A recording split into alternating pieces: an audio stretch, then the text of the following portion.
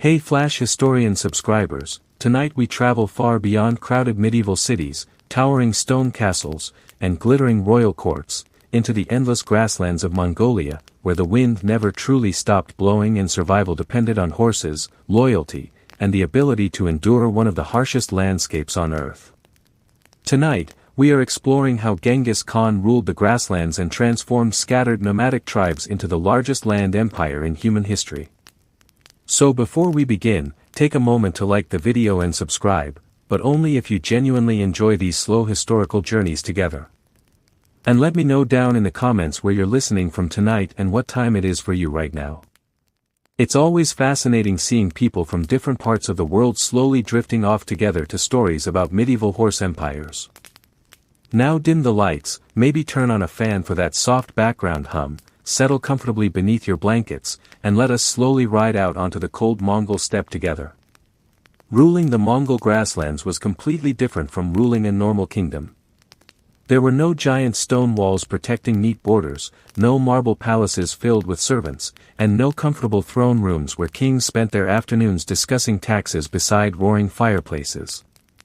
Genghis Khan ruled a moving world made of horses, smoke, wind, wagons, and people who thought traveling across frozen grasslands in the middle of winter sounded perfectly reasonable. The Mongolian steppe stretched endlessly beneath enormous skies. In summer, dry winds rolled across open plains covered in tall grass while huge herds of horses and sheep grazed peacefully in the distance. But winter transformed the steppe into something brutal. Rivers froze solid beneath thick layers of ice, snowstorms swallowed entire camps, and freezing winds rattled the felt walls of Mongol yurts through long dark nights. This was not an easy place to survive. Which is exactly why the Mongols became so dangerous. A Mongol child learned survival almost immediately. Boys and girls both rode horses from a very young age, and families moved constantly searching for fresh grazing land for their animals. Entire camps traveled together across the grasslands with horses, sheep, goats, cattle, wagons, dogs, and portable homes all moving beneath the endless sky like wandering cities made entirely of survival. The Mongols were nomads, which meant movement became part of daily life. Their homes were portable tents called yurts, built from folding wooden frames covered in thick felt made from sheep's wool. From the outside they looked simple enough, but inside they were surprisingly warm and practical, especially during the freezing Mongolian winters. At the center of every yurt burned a fire fueled by dried animal dung because trees were scarce across much of the steppe. Which meant somewhere in history, countless exhausted Mongol children spent entire afternoons wandering around collecting future firewood directly from the rear ends of livestock. History really knows how to keep people humble. But Genghis Khan understood something important about life on the grasslands. Survival depended on movement, and movement depended entirely on horses. The Mongols did not simply ride horses. They built their entire civilization around them. A Mongol warrior often owned several horses at once and switched between them during long journeys so no single animal became exhausted. Riders could travel astonishing distances across the steppe with terrifying speed while surviving conditions that would probably make most medieval European armies sit down and reconsider their life choices. European soldiers moved slowly with heavy armor, supply wagons, and exhausted infantry struggling through mud. The Mongols moved like weather. One moment the horizon appeared completely empty, and the next moment thousands of mounted riders exploded across the grasslands in clouds of dust, arrows already flying through the air before their enemies fully understood what was happening. And at the center of this moving world stood Genghis Khan. Although originally, he was not called Genghis Khan at all. His birth name was Temujin, and his childhood was filled with hardship long before he ever ruled an empire. After his father died, likely poisoned by rivals, Temujin's family was abandoned by their tribe and left alone on the freezing steppe with almost no protection. Historical accounts describe the family surviving on roots, berries, fish, and small hunted animals while struggling through brutal winters. There were no royal comforts waiting for him. No palace. No army. No empire stretching across Asia. Just a frightened family trying not to starve on the grasslands. But those difficult years shaped Temujin completely. He learned that loyalty mattered more than wealth, because on the Mongol steppe, trusted allies could mean the difference between survival and death. Tribes constantly fought over grazing land, horses, supplies, revenge, and power. Alliances shifted quickly, and betrayal was common. The grasslands were beautiful. But peaceful? Absolutely not. As Temujin grew older, he slowly gathered followers around him, and what made him different from many tribal leaders was that he rewarded loyalty and skill rather than noble birth alone. A shepherd's son could rise through the ranks if he proved brave, capable, and trustworthy. Which was revolutionary for the time.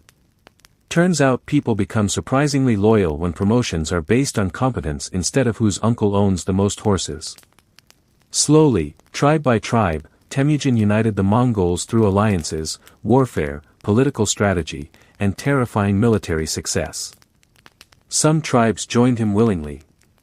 Others learned the hard way that resisting him usually became a very short-term decision. In the year 1206, after years of warfare and political struggle, Temujin received a new title. Genghis Khan. A name often translated as universal ruler. And honestly, considering what happened afterward, the confidence was justified. Even after becoming ruler of a massive empire, Genghis Khan remained deeply connected to nomadic life. He did not suddenly retreat into giant marble palaces filled with luxury. Instead, his royal camps moved constantly across the grasslands like enormous traveling cities filled with soldiers, horses, blacksmiths, merchants, servants, wagons, and endless rows of tents stretching toward the horizon. The Mongol Empire itself remained mobile. Messengers rode day and night across enormous distances carrying military orders and information between different regions of the empire. Relay stations allowed riders to switch horses quickly before continuing onward almost immediately. Messages traveled across Asia with shocking speed.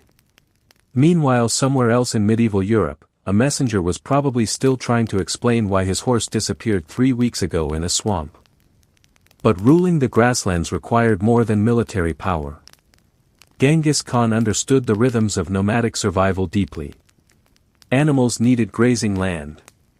Rivers provided water. Winter camps had to be chosen carefully. A terrible season could wipe out entire herds and destroy families overnight. Wealth on the steppe was measured largely through livestock. Horses represented power. Sheep represented survival. And food reflected the harsh environment of the grasslands. Mongol diet centered heavily around meat and dairy products. Boiled mutton, dried meat, cheese, butter, and fermented mare's milk called arag formed the foundation of daily life. Foreign travelers often described arag with the nervous energy of people trying very hard not to insult heavily armed horse warriors while secretly wondering why the milk tasted aggressive. But the Mongols valued practicality above elegance. Food needed to survive long journeys, freezing winters, and military campaigns stretching across continents. And speaking of military campaigns, the Mongols became terrifyingly effective at warfare. Their armies moved with astonishing speed while mounted archers fired arrows accurately at full gallop. They used false retreats, surprise attacks, and careful intelligence gathering to outmaneuver enemies repeatedly. Cities that resisted too fiercely sometimes faced complete destruction, and stories of Mongol invasion spread fear ahead of the army itself.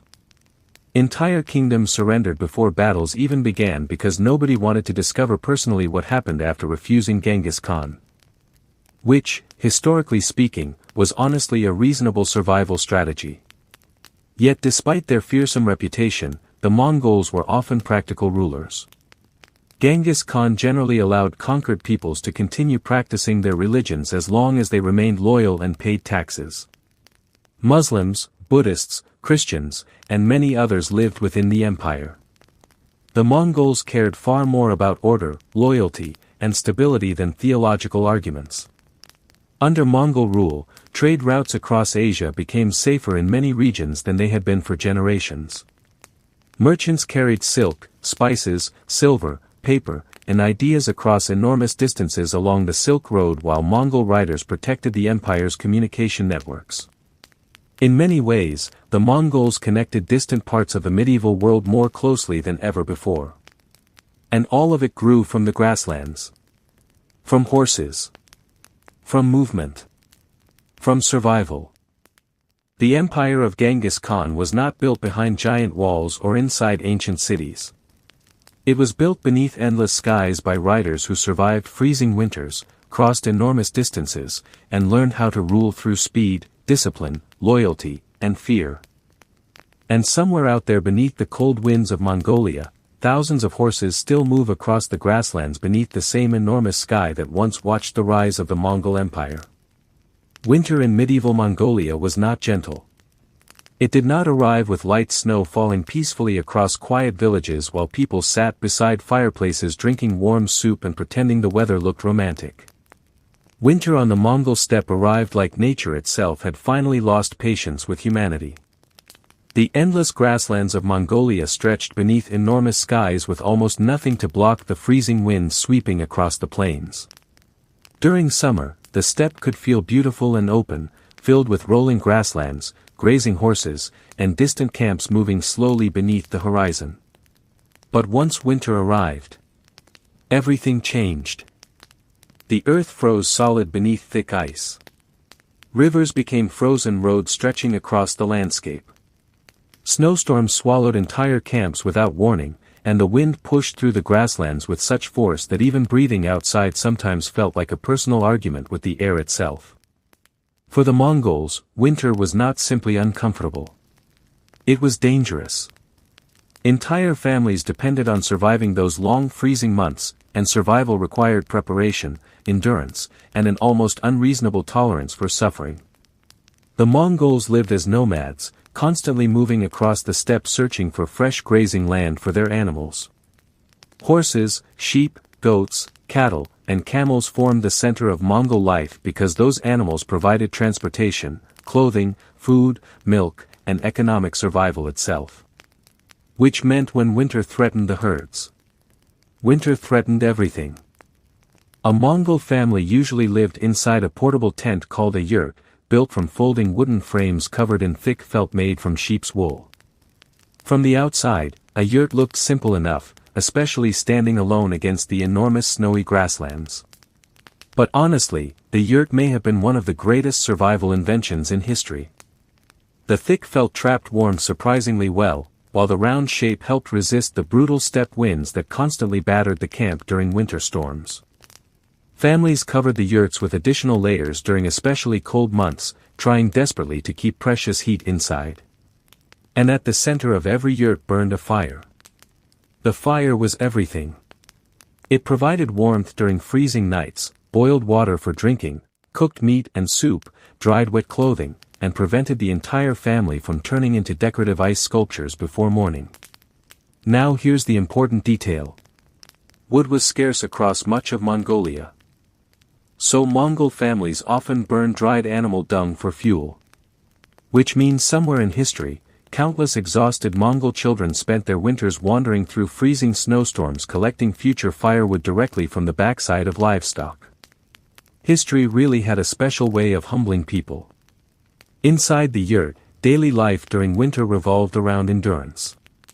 Families gathered close together beneath thick wool blankets and animal furs while icy winds rattled the walls outside through long dark nights. Picture the scene.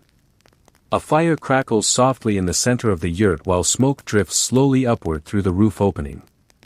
A pot of boiling mutton hangs above the flames filling the warm air with steam and the smell of meat. Children sit wrapped tightly in blankets while adults quietly repair saddles, boots, ropes, and winter clothing beside the firelight. Outside, the wind screams endlessly across the frozen steppe beneath enormous stars. Somewhere nearby, horses huddle together against the cold while dogs bark nervously into the darkness. And honestly, it sounds strangely cozy right until you remember people could absolutely freeze to death out there. The animals suffered too. This was one of the greatest dangers of Mongolian winters because livestock survival determined whether families lived comfortably, struggled through hunger, or faced complete disaster. A severe winter could destroy entire herds. Horses scraped desperately through snow searching for frozen grass beneath the ice while sheep and goats crowded together for warmth against the freezing wind. If snow became too deep or ice too thick, animals weakened slowly from starvation. One of the most feared disasters was something called a dzud. A dzud happened when heavy snow or frozen ice prevented livestock from reaching grass beneath the ground. Thousands of animals could die across huge areas of the steppe, leaving families without food, transportation, milk, wool, or economic survival. Imagine watching your entire livelihood slowly freeze to death around you while winter storms continue for weeks. That was the reality of medieval Mongolia. Which explains why the Mongols became such tough people. Winter preparation was serious business. Families dried large amounts of meat during warmer seasons and stored dairy products carefully before the freezing months arrived. Clothing made from fur, wool, and animal hides became essential for survival. Thick boots lined with fur protected feet from frostbite while heavy coats wrapped riders against the freezing winds of the steppe. And despite all of this preparation, winter still killed people. Travel during winter was especially dangerous. Snowstorms could reduce visibility almost completely across the open plains, making it terrifyingly easy for travelers to lose direction. Rivers froze unpredictably, and the endless white landscape made every hill and valley look exactly the same. Yet somehow the Mongols kept moving.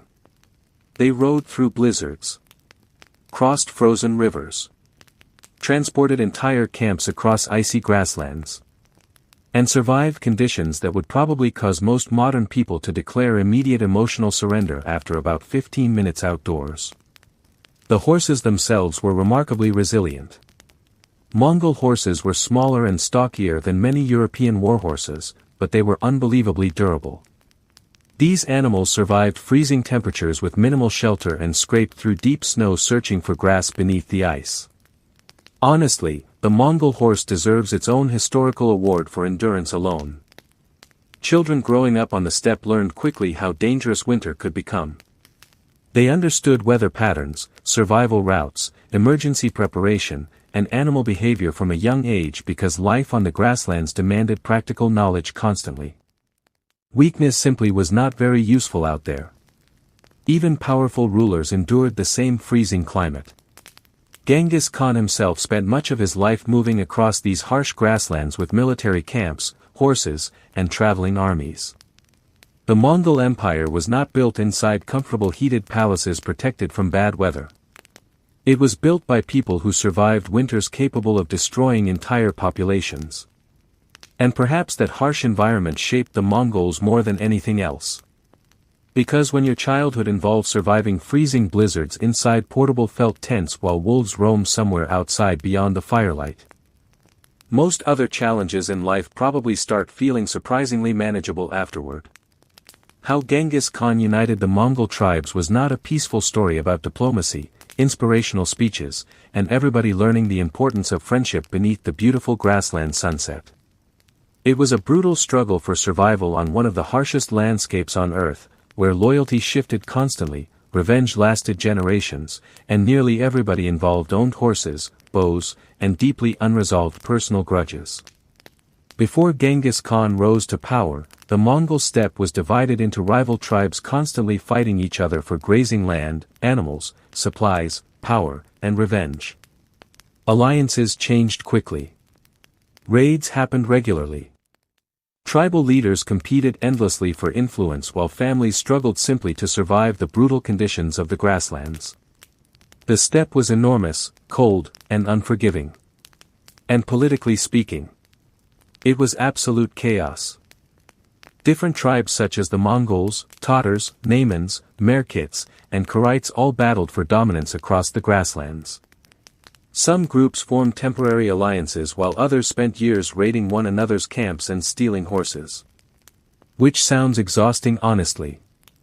Imagine trying to build a stable society while your neighbors occasionally arrive on horseback to steal your livestock and possibly set your home on fire. That was normal life on the medieval Mongol steppe. Into this dangerous world was born a young boy named Temujin, the future Genghis Khan. And his early life was filled with hardship long before he ruled an empire stretching across Asia. His father, Yasujii, was a tribal leader who likely poisoned plenty of enemies during his lifetime and eventually appears to have been poisoned himself by rivals. After his father died, Temujin's family lost protection almost immediately. And then things became dramatically worse. Their own tribe abandoned them. Temujin, his mother, and his siblings were left alone on the freezing steppe with almost no resources, no political support, and very little chance of survival. Which was basically medieval Mongolia's version of activating nightmare difficulty permanently. Historical accounts describe the family surviving on wild roots, berries, fish, and small hunted animals while struggling through brutal winters. They lived in poverty while rival groups viewed them as weak and vulnerable. But those difficult years shaped Temujin completely. He learned very early that loyalty mattered more than noble bloodlines. On the grasslands, trusted allies could mean survival itself, while betrayal could destroy entire families overnight. And Temujin experienced betrayal constantly. At one point he was even captured by a rival tribe and forced into slavery. Historical stories describe him escaping under cover of darkness before eventually rebuilding support around himself little by little. Which honestly sounds less like the beginning of an emperor's story and more like somebody surviving a very stressful historical survival game. As Temujin grew older, he slowly began gathering loyal followers around him. What made him different from many tribal leaders at the time was that he rewarded loyalty and skill instead of simply favoring noble families and powerful relatives. This was revolutionary on the steppe. A man from a poor background could rise through the ranks if he proved brave, intelligent, and trustworthy. Former enemies could become important commanders if they joined Temujin loyally. Meanwhile, somewhere else in the medieval world, an incompetent aristocrat was still receiving promotions because his uncle owned land and 3 decorative falcons. Temujin valued competence. And people noticed. Many warriors became fiercely loyal to him because his system gave ordinary people opportunities they rarely found elsewhere. Success increasingly depended on ability instead of ancestry alone. Of course, loyalty under Temujin was not optional. Betrayal received harsh punishment. The grasslands remained dangerous, and Temujin understood that divided tribes could never survive long-term against powerful enemies surrounding them. So he began reorganizing Mongol society itself. Instead of allowing old tribal loyalties to dominate everything, he deliberately mixed warriors from different clans into shared military units. Men served beside people from completely different tribes rather than remaining isolated within their original communities. This weakened old rivalries and strengthened loyalty directly toward Temujin himself.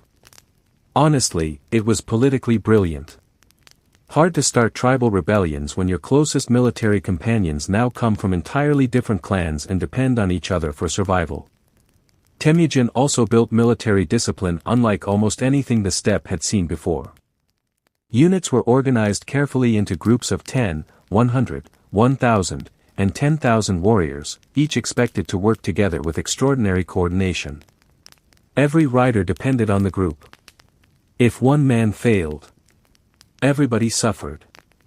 Imagine the world's most terrifying group project except everyone involved owns horses and military-grade archery skills. And slowly, tribe by tribe, Temujin began defeating his rivals. Some joined him willingly after recognizing his growing power. Others resisted and lost. The Tatars were crushed after years of conflict. The Merkits were defeated. Powerful tribal confederations like the Naimans eventually fell as Temujin's influence spread across the grasslands. His victories became larger. His alliances became stronger. And his reputation became terrifying. Stories spread quickly across the steppe about Temujin's military success and strict leadership. Many tribes realized resisting him often became a very short-term decision. Which historically speaking was a pretty persuasive political argument. One of Temujin's greatest strengths was his ability to absorb defeated enemies into his growing empire instead of simply destroying everyone completely. Skilled warriors, craftsmen, and loyal followers from conquered tribes were often integrated into his system. He turned former rivals into future soldiers. Former enemies became allies. And gradually, the endless tribal conflicts of the Mongol steppe began collapsing into something larger.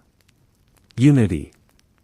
In the year 1206, after decades of warfare, alliances, betrayals, survival struggles, and military victories, tribal leaders gathered together at a great assembly called a Kurultai.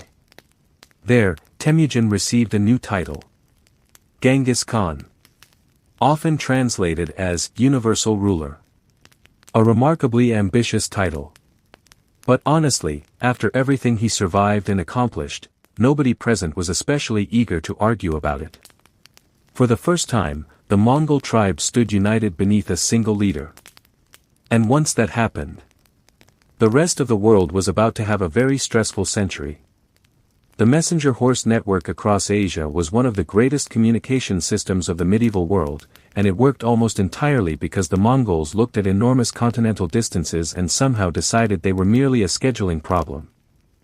Before the rise of the Mongol Empire, sending messages across Asia was painfully slow, dangerous, and unpredictable.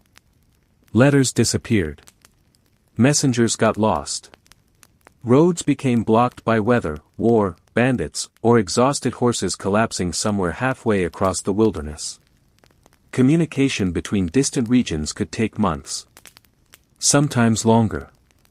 And occasionally the messenger simply vanished forever, leaving everybody involved to quietly assume the steppe had eaten him.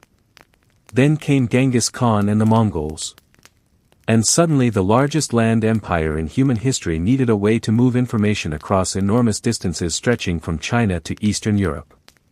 Which honestly sounds impossible even before you remember this was the 13th century and nobody had telephones, trains, airplanes, or even decent road signs.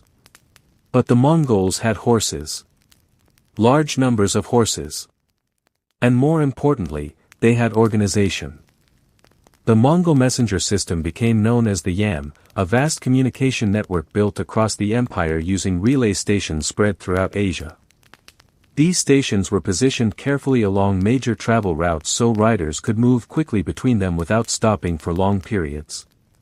Think of it like a medieval postal service designed by people who believed sleep was mostly optional. At each relay station, fresh horses waited ready for arriving messengers. Riders could stop briefly, switch mounts, grab food, warm themselves beside a fire for a few precious minutes, and then continue racing across the empire almost immediately. The result was astonishing speed. Messages crossed huge distances far faster than most medieval kingdoms thought possible. Orders from Mongol rulers traveled rapidly between cities, military commanders, governors, merchants, and distant territories scattered across Asia. Meanwhile, somewhere in medieval Europe, a royal messenger was still trying to explain why his horse wandered into a swamp 3 weeks earlier. The Mongols treated communication as a form of military survival. Fast information allowed armies to coordinate across enormous distances while rulers maintained control over territory stretching thousands of miles. Without rapid communication, the empire itself could not function properly. And the Yam network was massive. Historical accounts describe thousands of relay stations spread across the empire, stocked with horses, food, supplies, and shelter for official travelers. Some stations were simple camps on the grasslands while others became larger administrative centers connected to important trade routes. Each station existed for one purpose. Keep the information moving. Picture the scene. A messenger races across the freezing Mongol steppe beneath enormous skies while icy winds whip across the grasslands. His horse breathes heavily in the cold air after hours of relentless riding. In the distance, smoke rises from a relay station standing alone against the horizon. The rider arrives at full speed. Servants rush forward immediately. A fresh horse is already waiting. Food is handed over quickly. Water skins are replaced. Saddles tightened. Orders checked. Then within minutes, the messenger is gone again, disappearing back into the endless grasslands beneath clouds of snow and dust. The system depended heavily on Mongol horses, which were perfectly suited for long-distance travel across harsh terrain. These animals were smaller and stockier than many European horses, but they were incredibly durable and capable of surviving brutal conditions with minimal shelter. Honestly, Mongol horses seemed personally determined to outlive both weather and common sense. Messengers themselves endured exhausting journeys. Riders crossed deserts, mountains, frozen rivers, grasslands, forests, and dangerous frontier regions while carrying military reports, political orders, tax records, diplomatic messages, and intelligence across the empire. And they moved fast. Some historical estimates suggest Mongol relay riders could carry information hundreds of miles in remarkably short periods by constantly switching horses at relay stations. For the medieval world, this speed was extraordinary. The yam system also helped merchants and travelers move more safely across Asia. Certain approved merchants, diplomats, and officials received special tablets or passports allowing them to use relay stations during their journeys. Under Mongol rule, large sections of the Silk Road became safer and more connected than they had been for generations. Trade expanded dramatically as goods, ideas, religions, technologies, and people traveled across the empire beneath Mongol protection.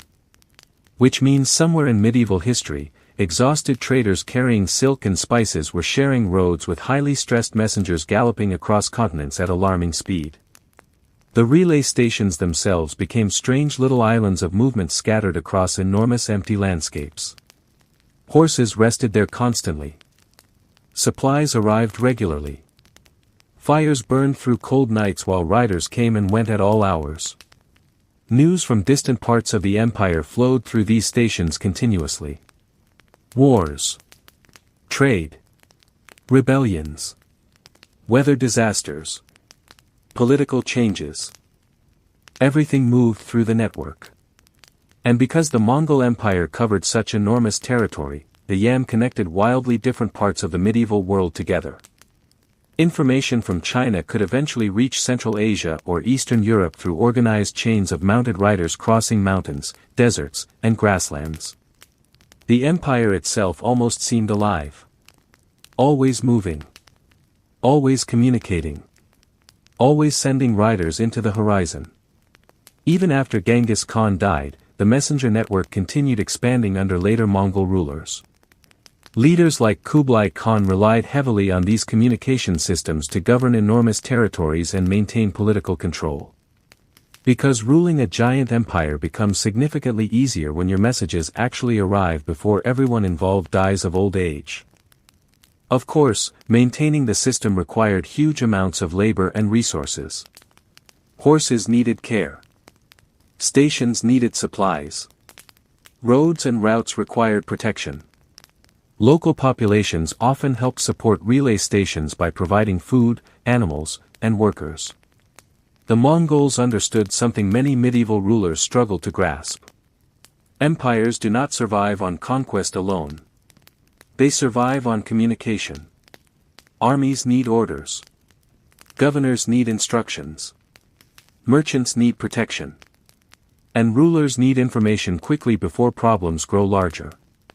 So across the cold grasslands of Mongolia, the deserts of Central Asia, and the distant roads stretching toward China and Europe, mounted riders continued galloping through dust, snow, rain, and darkness carrying the messages that held the Mongol world together. An empire built on horses. Connected by speed. And carried forward beneath the endless skies of Asia. How Mongol armies traveled so fast became one of the greatest military nightmares of the medieval world because people kept waking up to discover thousands of horsemen had somehow crossed impossible distances while everyone else was still packing supplies and arguing about maps. To the kingdoms and cities facing them, the Mongols did not seem like a normal army. They seemed like weather. One moment the horizon looked completely empty beneath the endless sky, and the next moment clouds of dust appeared in the distance while mounted archers thundered across the grasslands with terrifying speed. And the worst part was, the Mongols somehow kept doing this over and over again across enormous distances that should have exhausted any normal army long before reaching battle. But the Mongols were not a normal army. They were people raised from childhood on the harsh grasslands of Mongolia, where survival itself depended on movement, endurance, and horses. The Mongolian steppe stretched endlessly across Central Asia with few cities, roads, or permanent settlements. Families moved constantly searching for fresh grazing land for their animals while children learned riding skills almost as soon as they could properly stand upright. A Mongol child spent more time on horseback than most medieval nobles spent walking. Which meant by adulthood, Mongol warriors were not simply trained riders. They practically lived in the saddle. And this changed everything. Most medieval armies moved painfully slowly. European forces often depended heavily on infantry marching long distances through mud, forests, mountains, and terrible roads while supply wagons creaked behind them carrying food, armor, weapons, and equipment. Entire armies crawled across the landscape like exhausted traffic jams. Meanwhile, the Mongols looked at this system and decided absolutely none of it seemed efficient. Every Mongol warrior traveled with several horses instead of just one. Riders switched mounts constantly during long journeys so no single horse became exhausted too quickly. Imagine an entire military force carrying its own rotating transportation fleet everywhere it went. That alone gave the Mongols enormous advantages in speed and endurance. Fresh horses meant riders could continue moving long after enemy armies needed rest. And Mongol horses were remarkably durable animals. They were smaller and stockier than many European warhorses, but they survived harsh conditions with very little shelter while enduring freezing winters, poor weather, and rough terrain across enormous distances. Honestly, these horses seemed personally offended by the concept of exhaustion.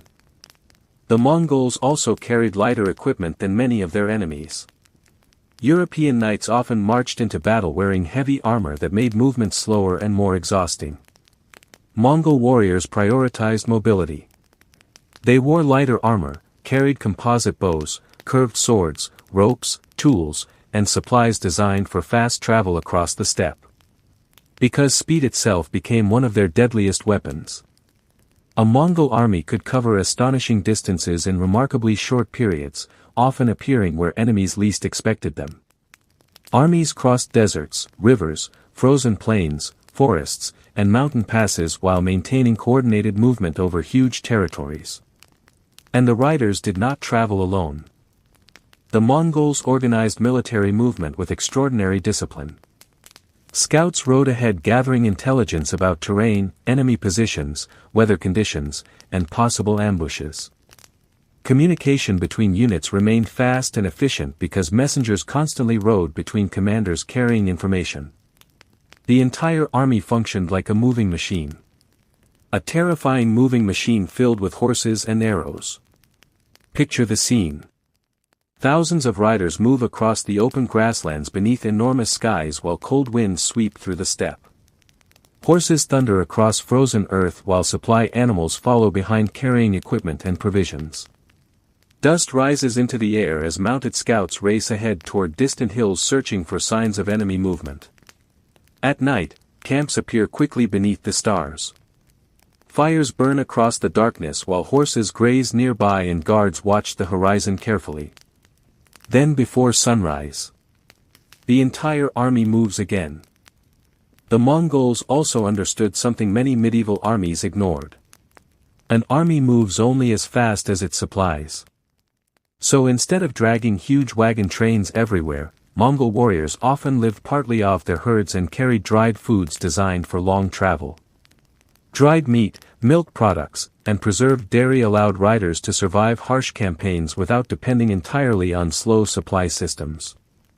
Some accounts even describe riders drinking horse blood in emergencies by carefully cutting a vein without killing the animal. Which honestly sounds like the sort of survival technique invented by people who looked at normal military logistics and decided they preferred becoming slightly terrifying instead. Their mobility allowed them to launch surprise attacks repeatedly. Enemies often received reports that Mongol armies were impossibly far away, only to discover mounted riders suddenly appearing near their cities days later. Entire kingdoms struggled to react because the Mongols moved faster than information itself. And when they attacked with coordination. Different Mongol armies sometimes approached targets from multiple directions at once, confusing defenders completely. False retreats tricked enemies into pursuing riders directly into carefully prepared ambushes. The Mongols turned movement into psychological warfare. Cities lived in constant fear because nobody knew exactly where the Mongols would appear next. Even harsh weather rarely stopped them. Mongol armies campaigned during winters when many enemies assumed warfare would pause completely. Frozen rivers became roads for movement while cold conditions sometimes allowed riders to cross terrain normally blocked by mud or flooding. Which meant somewhere in medieval Europe, exhausted soldiers were probably staring in disbelief as thousands of Mongol horsemen appeared out of snowstorms like the world's most aggressive weather event. The empire's communication network helped as well. Genghis Khan created relay systems across Asia where messengers switched horses rapidly at stations positioned throughout the empire. Military information traveled quickly between commanders, allowing Mongol leaders to coordinate armies across enormous distances. Fast communication meant fast decisions. And fast decisions usually meant disaster for their enemies. But perhaps the greatest reason Mongol armies traveled so quickly was simpler than all the military strategies and logistics combined. Movement was already normal life for them. The Mongols were nomads before they became conquerors. They grew up crossing enormous grasslands, surviving brutal winters, managing herds, riding daily, and adapting constantly to difficult conditions. The steppe itself trained them long before war did. So when Mongol armies began racing across Asia, conquering cities and terrifying kingdoms from China to Eastern Europe, they were not suddenly learning mobility for the first time. They were simply taking the survival skills of the grasslands and unleashing them on the rest of the medieval world. Rules and discipline in the Mongol Empire were not gentle suggestions politely written into dusty law books that nobody actually followed. They were survival tools. And if you ignored them, there was a very real chance your problems would end permanently and dramatically. The Mongol Empire is often remembered for horses, conquest, and terrifying armies racing across Asia like medieval thunderstorms with military organization. But none of that would have worked without discipline. Because conquering enormous territories is difficult enough. Trying to control millions of people across deserts, mountains, frozen grasslands, forests, and distant cities while everybody ignores orders would have turned the entire empire into chaos almost immediately. Fortunately for the Mongols, chaos was something Genghis Khan absolutely hated. Before Genghis Khan united the Mongol tribes, life on the steppe was deeply unstable. Rival clans fought constantly over grazing land, livestock, revenge, and power. Alliances shifted quickly while raids and betrayals remained common across the grasslands. The Mongolian steppe was beautiful. Politically speaking though, it was a disaster. Temujin, the future Genghis Khan, grew up in the middle of this violence. After his father died, his family was abandoned by their own tribe and left struggling to survive alone on the freezing grasslands. Those harsh experiences shaped him completely. He learned early that survival depended on loyalty, organization, and discipline. Without rules, the steppe descended into endless tribal warfare where nobody remained safe for very long. So when Temujin finally rose to power and united the Mongol tribes, he began building a system designed to control both armies and everyday life with remarkable strictness. One of the most famous parts of this system was the Yasa, a collection of laws and commands associated with Genghis Khan himself. Now historians still debate exactly how much of the Yasa existed as one official written legal code and how much developed gradually through Mongol customs and royal decrees. But regardless of the details, the message was very clear. Follow the rules. Or suffer the consequences. And the consequences could be brutal. The Mongols believed discipline kept the empire alive. Their armies moved quickly across enormous distances, and military success depended heavily on coordination between thousands of mounted riders. One soldier abandoning position during battle could place entire units in danger. So strict obedience became essential. Military organization inside the Mongol Empire was highly structured. Warriors were grouped into units of 10, 100, 1,000, and 10,000 men. Every person depended heavily on the group, and responsibility was often shared collectively. If one man deserted, others could be punished too. Imagine the world's most terrifying team project, except everyone involved owns horses, bows, and complete authority to ruin your life permanently. The Mongols also enforced strict discipline regarding theft and loyalty. Stealing livestock was considered an especially serious crime because animals represented survival itself on the steppe. A stolen horse was not simply stolen property. It could mean lost transportation, lost food, lost wealth, and possibly death during winter. So horse thieves received severe punishments. Which honestly makes sense considering the entire empire practically ran on horseback. The Mongols valued honesty within their own communities as well. False reporting, betrayal, and disobedience threatened military coordination and political stability. Genghis Khan rewarded loyalty generously, but betrayal was remembered for a very long time. Sometimes fatally long. At the same time, the Mongols also promoted people based on skill rather than noble birth alone. This was unusual compared to many medieval societies where powerful positions often went automatically to aristocrats regardless of competence. Under Genghis Khan, a capable warrior from a poor background could rise through the ranks if he proved loyal, intelligent, and effective. Meanwhile, somewhere else in the medieval world, an incompetent nobleman was still receiving promotions because his father owned decorative land and 3 expensive hunting birds. The Mongols preferred results. And people noticed.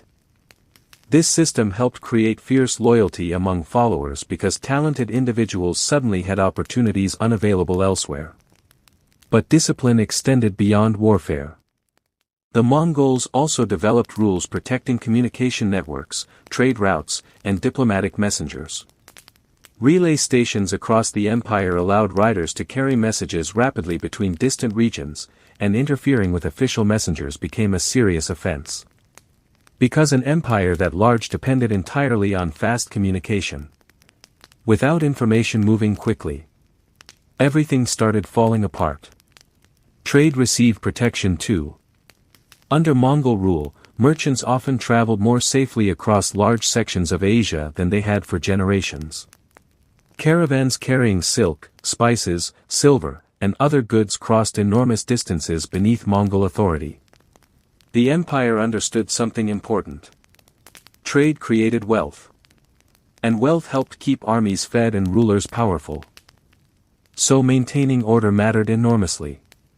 Even religion received surprisingly practical treatment. Unlike many rulers in medieval history, the Mongols generally allowed conquered peoples to continue practicing their own faiths as long as they remained loyal and paid taxes. Muslims, Buddhists, Christians, and others lived within the empire. The Mongols cared much more about obedience and stability than theological arguments. Which honestly may have been one of the few topics medieval civilizations argued about more passionately than land ownership. Now naturally, fear played a role in maintaining Mongol discipline. A large role. Cities that resisted too fiercely sometimes faced devastating punishment. Stories spread quickly across Asia about what happened when rebellion challenged Mongol authority. Entire populations surrendered simply because they heard the Mongols were approaching. Which historically speaking was often a very reasonable survival decision. But despite their fearsome reputation, the Mongol system worked remarkably well for its time. The empire remained connected across huge distances because rules, discipline, communication, and military organization held everything together. And perhaps the most fascinating part is this. The Mongol Empire was not built from giant stone castles or ancient royal traditions. It was built by nomads from the grasslands. People raised in portable felt tents beneath freezing skies. People who survived through movement, loyalty, endurance, and strict organization. The rules of the empire reflected the harsh environment that created it. On the steppe, weakness could become deadly. Disorder could destroy entire communities. And survival often depended on whether people followed instructions quickly enough before winter, war, or disaster arrived. So across the vast Mongol world, from the frozen grasslands of Mongolia to distant cities far beyond the steppe, riders carried orders beneath enormous skies while one of history's most disciplined empires continued moving forward on horseback. Hunting on the Mongol steppe was not a relaxing weekend activity where people wandered peacefully through forests wearing decorative hats and politely discussing wildlife. For the Mongols, hunting was survival training. It provided food, strengthened military skills, trained riders for war, and occasionally involved enormous groups of horsemen surrounding entire sections of grassland while terrified animals realized they had wandered directly into history's most aggressive outdoor event.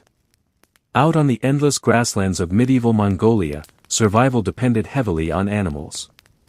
Horses, sheep, goats, and cattle formed the foundation of daily life, but hunting remained an important part of Mongol culture for centuries. The steppe itself stretched endlessly beneath giant skies filled with rolling grasslands, rocky hills, icy rivers, and distant mountains where wild animals moved across enormous open landscapes. Which sounds beautiful right until winter arrives and the wind starts trying to remove your face. The Mongols grew up in this harsh environment, and children learned hunting skills from a very young age.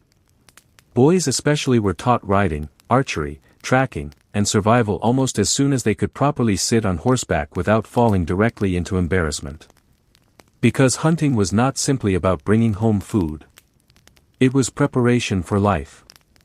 A young Mongol hunter learned how to ride quickly across rough terrain, fire arrows accurately while moving at full speed, understand animal behavior, survive difficult weather, and cooperate with other riders during large hunts. Which also happened to describe Mongol warfare almost perfectly. Honestly, the line between hunting trip and military exercise became very blurry on the steppe. The Mongols hunted many different animals depending on the region and season. Deer, wild sheep, antelope, wolves, foxes, rabbits, and birds all appeared in Mongol hunting traditions. Larger predators like wolves were especially important because wolves threatened livestock and survival itself. And somewhere across the grasslands, there was probably at least one exhausted shepherd looking at wolves with the same emotional frustration modern people reserve for internet outages. Horses stood at the center of everything. Of course they did.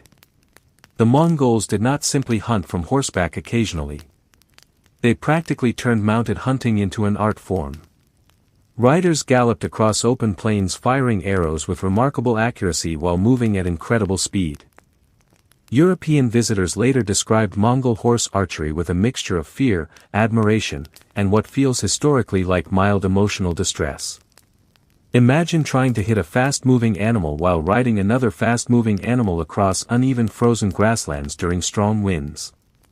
Now imagine doing it so well that eventually entire civilizations become nervous when they see you approaching. That was Mongol hunting culture. One of the most famous traditions was the great communal hunt known as the nurj. And honestly, calling it a hunt almost feels too simple. The nurj was more like a gigantic military operation involving huge numbers of riders spreading across enormous sections of land. Hunters formed massive circles stretching for miles while slowly closing inward over days or even weeks, trapping animals inside the shrinking perimeter. Picture the scene. Thousands of mounted riders spread across the grasslands beneath enormous skies while cold winds sweep through the steppe. Horses move steadily forward while hunters shout signals to one another across the distance. Wolves, deer, wild sheep, and other animals gradually become trapped inside the tightening circle. And somewhere in the middle of all this chaos, several rabbits are probably having the worst week imaginable. But the nurj was not only about food. It trained discipline.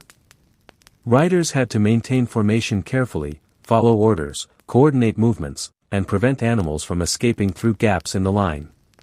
Young warriors learned obedience and teamwork while commanders practiced controlling large groups across open terrain. Which meant Mongol military strategy was partly built through giant organized hunting expeditions. Honestly, that explains a lot.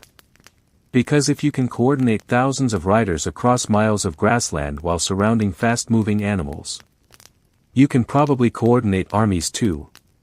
The Mongols also respected hunting rules strictly. During certain seasons, hunting specific animals could be restricted to prevent overkilling and protect future supplies. Genghis Khan himself reportedly enforced regulations about when and how animals could be hunted. Which may surprise people who mainly associate the Mongols with conquest and destruction. But survival on the steppe required practical thinking. Destroying animal populations carelessly would eventually threaten everyone. Winter hunts became especially difficult and dangerous. Snow covered the grasslands while icy winds froze rivers solid beneath enormous gray skies. Riders wrapped themselves in thick furs while tracking animals across frozen terrain where one mistake could leave both horse and rider struggling through deep snow or dangerous ice. Yet the Mongols kept hunting anyway. Because life on the steppe did not pause simply because conditions became miserable. In fact, the Mongols often seemed to look at terrible weather and interpret it as a mild inconvenience at most. Inside the yurts at night, families shared stories about famous hunts beside crackling fires while meat boiled slowly in heavy pots. Children listened carefully while older hunters described wolves appearing through snowstorms, riders chasing antelope across open plains, or enormous communal hunts stretching toward the horizon. Hunting became part survival, part tradition, and part identity. Even powerful leaders participated. Genghis Khan himself hunted regularly, as did later Mongol rulers. Hunting allowed leaders to demonstrate skill, strength, endurance, and military coordination while reinforcing bonds between warriors and commanders. And honestly, if your empire is built almost entirely on horseback, organizing giant hunts across the steppe probably feels like a perfectly normal afternoon activity. The Mongols understood the grasslands deeply. They knew migration routes, animal behavior, weather patterns, rivers, and seasonal changes through generations of experience living beneath the enormous skies of Central Asia. The steppe shaped them completely. It taught patience, movement, endurance, discipline, and survival. So when Mongol armies later thundered across Asia with terrifying speed and coordination, conquering kingdoms from China to Eastern Europe, those military skills did not appear suddenly from nowhere. Many were learned first beneath the cold winds of the grasslands, while chasing animals across the endless steppe on horseback. Women in Mongol society held far more power and responsibility than many women in other medieval civilizations, which honestly surprised a large number of foreign travelers who arrived expecting horse warriors and instead discovered women successfully managing entire camps while the men were away conquering continents. Out on the Mongol steppe, survival depended on cooperation. The grasslands of Mongolia were harsh, enormous, and constantly changing. Families moved regularly searching for fresh grazing land for their animals while surviving freezing winters, brutal winds, and difficult travel across open terrain. Life was demanding for everyone. Which meant Mongol society simply could not function if half the population stayed quietly in the background doing nothing except decorative medieval embroidery. Women worked constantly. And their responsibilities were enormous. A Mongol family usually lived inside a portable felt tent called a yurt, and managing that household required remarkable skill. Women oversaw food preparation, cared for children, repaired clothing, processed animal hides and wool, milked livestock, organized supplies, and maintained the daily rhythm of camp life while families moved across the steppe. And remember, this was not peaceful village life with nearby markets and comfortable stone houses.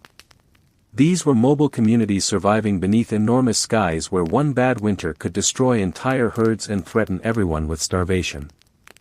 The yurt itself depended heavily on women's labor.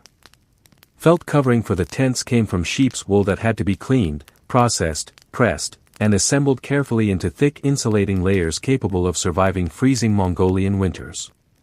Which means somewhere in history, exhausted Mongol women were looking at giant piles of sheep wool thinking, wonderful. More medieval insulation work. But their role extended far beyond household responsibilities.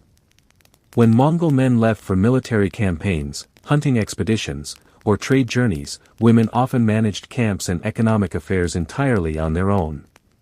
They supervised herds, organized movement across the grasslands, handled trade decisions, and maintained family survival during long absences.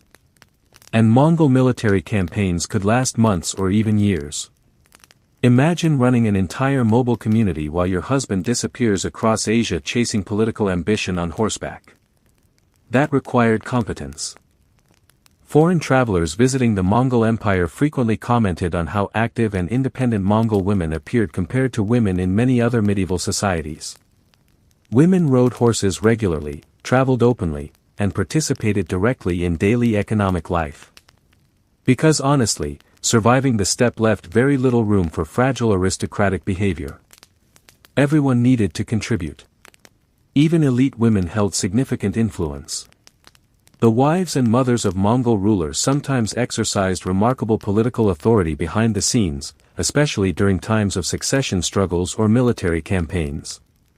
Royal women managed territories, advised leaders, supervised courts, and occasionally acted as regents while powerful male relatives were absent.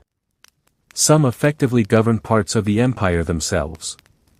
Which probably confused foreign ambassadors expecting medieval politics to involve fewer highly intelligent women making important decisions from inside enormous felt tents.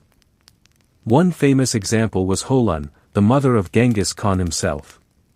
After her husband died and the family was abandoned by their tribe, Holun kept the family alive through incredibly difficult conditions on the steppe.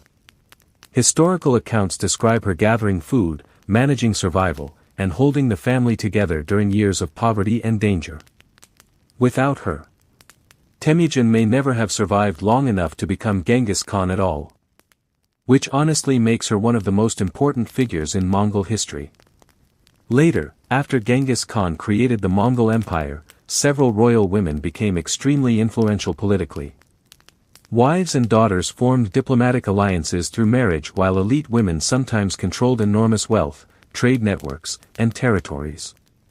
Mongol queens could command respect in ways that surprised many outsiders. And unlike some medieval courts obsessed with elaborate ceremonies and endless formal etiquette, Mongol society valued practicality heavily. Could you manage resources? Could you organize people? Could you maintain stability during difficult conditions? Those skills mattered enormously regardless of gender. Now naturally, Mongol society was still patriarchal in many ways. Men dominated warfare and formal military leadership while political succession usually followed male family lines. This was still the medieval world after all. Nobody was hosting equality conferences on the frozen steppe. But compared to many neighboring societies, Mongol women possessed noticeably greater freedom of movement and economic responsibility. Women also participated actively in trade and production. They processed dairy products, managed household goods, produced textiles, and helped sustain the enormous economic system supporting nomadic life. And dairy production alone required huge amounts of labor. Mongol diets depended heavily on milk products from horses, sheep, goats, cattle, and camels. Women prepared cheese, yogurt, butter, and fermented mare's milk called arag, which foreign travelers often described with the cautious emotional energy of people trying very hard not to offend their hosts while secretly wondering why the milk tasted mildly aggressive. But arag mattered deeply in Mongol culture. As did hospitality itself. Guests arriving at camps were often welcomed with food and drink because survival on the steppe depended heavily on cooperation between communities. Women played central roles in maintaining these traditions of hospitality and social connection. Picture the scene. A fire crackles softly inside a warm yurt while freezing winds howl outside across the grasslands. A Mongol woman pours steaming tea or fermented mare's milk into bowls while travelers warm themselves beside the fire after long journeys through snow and darkness. Children sleep nearby beneath thick blankets while horses shift restlessly outside beneath the stars. Honestly, it sounds strangely peaceful. Assuming nobody asks too many questions about the fermented horse milk. Women also rode horses regularly from childhood, just like men. Riding was simply part of daily life on the steppe. Families moved constantly, and horses remained essential for transportation, survival, and communication across enormous distances.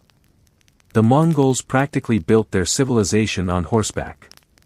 So naturally, women rode too.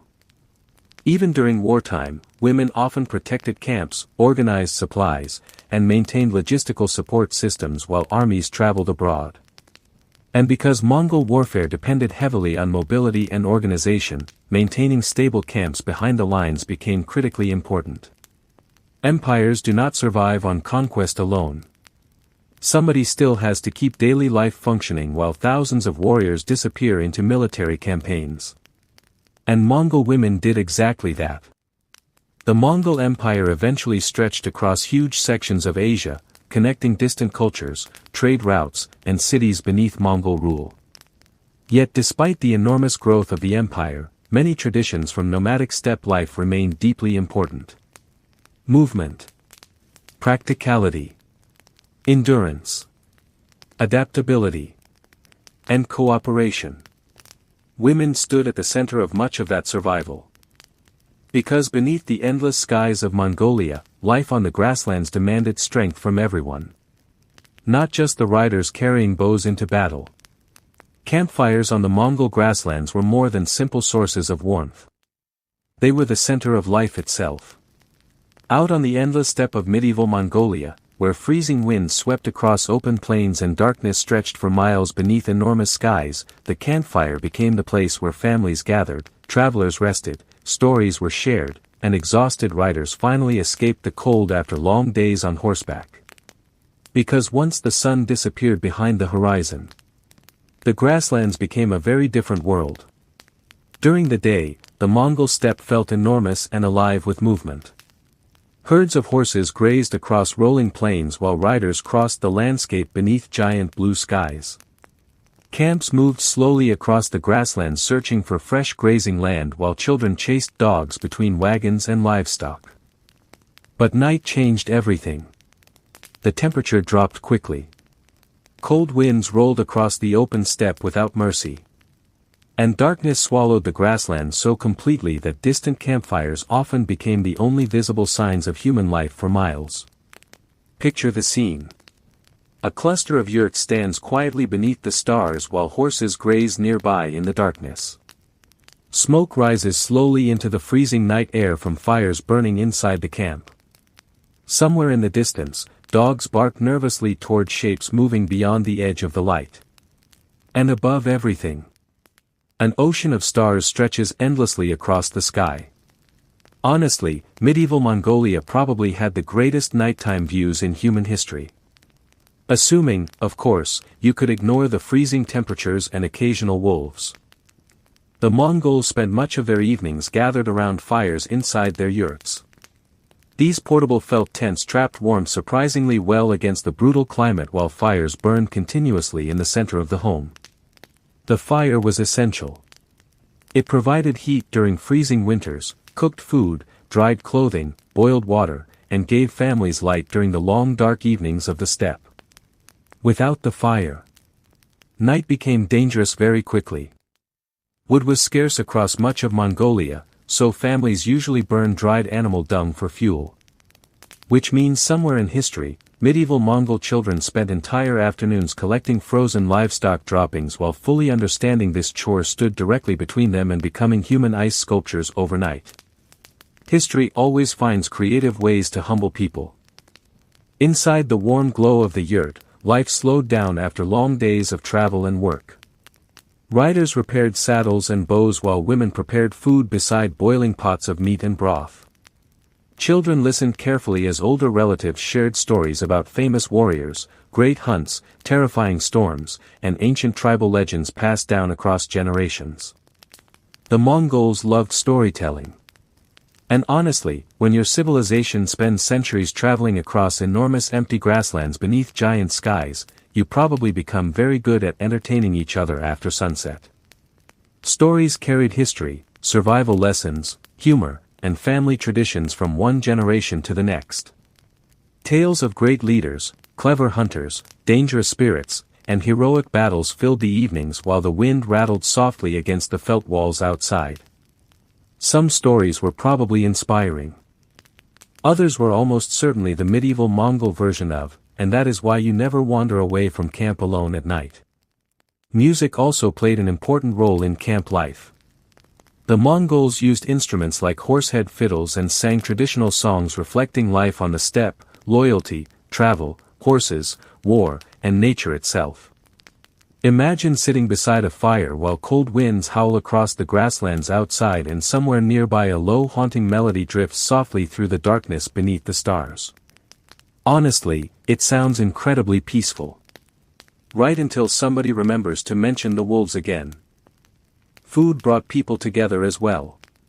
Large iron pots hung above the fire while meat boiled slowly for hours, filling the yurt with warmth and steam. Families shared mutton, dairy products, dried meat, and fermented mare's milk called arag, which foreign travelers often described with the nervous emotional energy of people trying very hard not to offend their hosts while quietly wondering why the horse milk seemed determined to fight back. But hospitality mattered deeply in Mongol culture. Travelers arriving at camp after dark were often welcomed with food, warmth, and shelter because surviving the steppe depended heavily on cooperation. Refusing hospitality in such a harsh environment could place people in serious danger. Out on the grasslands, isolation could become deadly very quickly. So campfires became places of safety. Places where strangers became guests. Where news traveled between distant camps. Where merchants, riders, hunters, and travelers exchanged stories from across the steppe and beyond. And the Mongols loved hearing news. Especially news about war, trade, politics, and neighboring tribes causing trouble somewhere across the grasslands. Which, historically speaking, happened fairly often. Even military camps developed their own nighttime rhythms. Thousands of warriors gathered around fires beneath the open sky while horses rested nearby and guards watched the darkness carefully for enemies. Imagine the sight. Rows of campfires flickering across the grasslands beneath enormous stars while armored riders sit wrapped in thick furs sharpening arrows, repairing equipment, eating hot meals, and speaking quietly before another long day of travel or battle. Somewhere in the darkness beyond the camp, horses shift restlessly while cold winds sweep across the plains. And above them all, the endless Mongolian sky watches silently. Even powerful leaders shared in this world. Genghis Khan himself spent much of his life in moving camps across the steppe surrounded by warriors, horses, family members, and traveling communities. The Mongol Empire was not built inside giant marble palaces protected from nature. It was built around campfires beneath freezing skies. Around people who survived together through movement, endurance, loyalty, and cooperation. And perhaps that is why camp life remained so important to Mongol identity even after the empire expanded across Asia. Because no matter how large the empire became, no matter how many cities fell beneath Mongol armies, life on the steppe still returned each night to the same familiar glow of firelight inside the darkness. Families gathered together. Stories drifted through the warm air. Horses rested beneath the stars. And across the endless grasslands of medieval Mongolia, the campfires continued burning against the cold.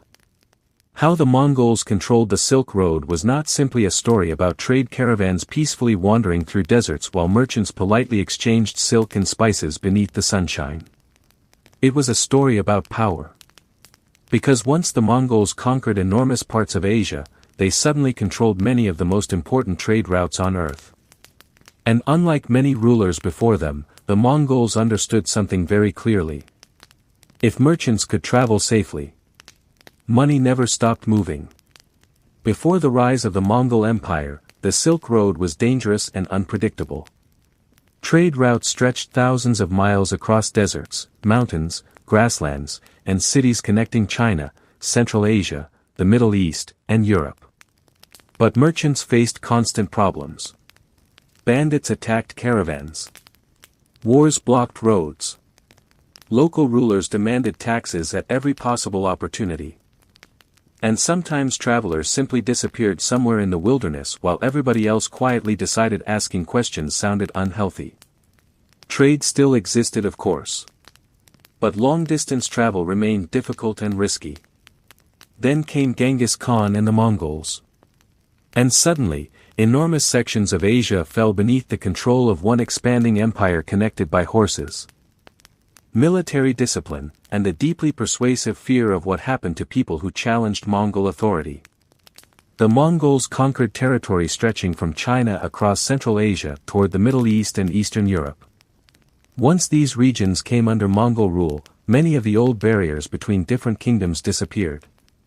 For the first time in centuries, merchants could travel huge distances beneath a single political system. And the Mongols protected those trade routes aggressively.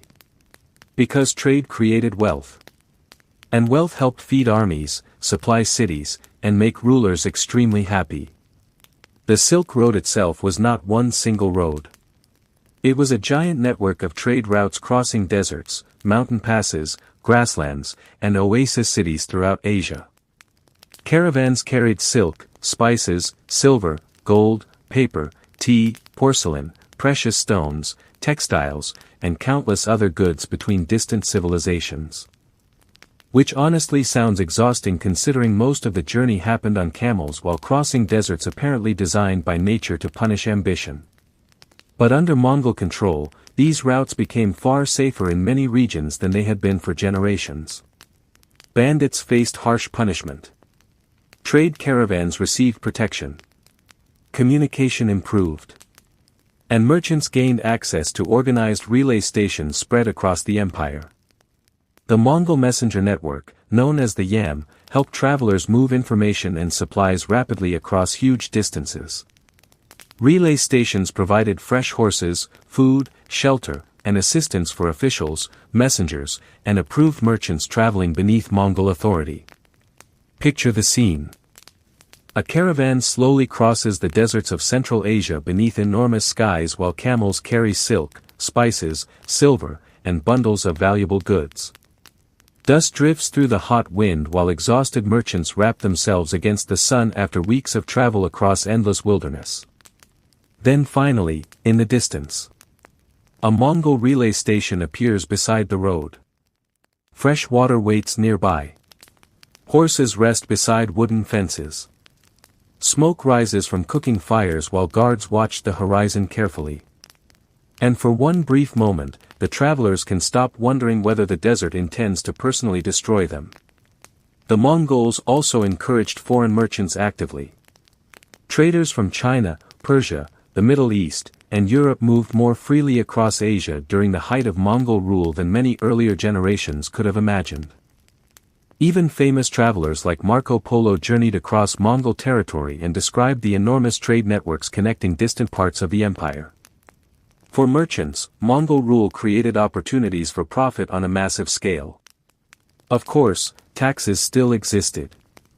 The Mongols absolutely enjoyed collecting wealth.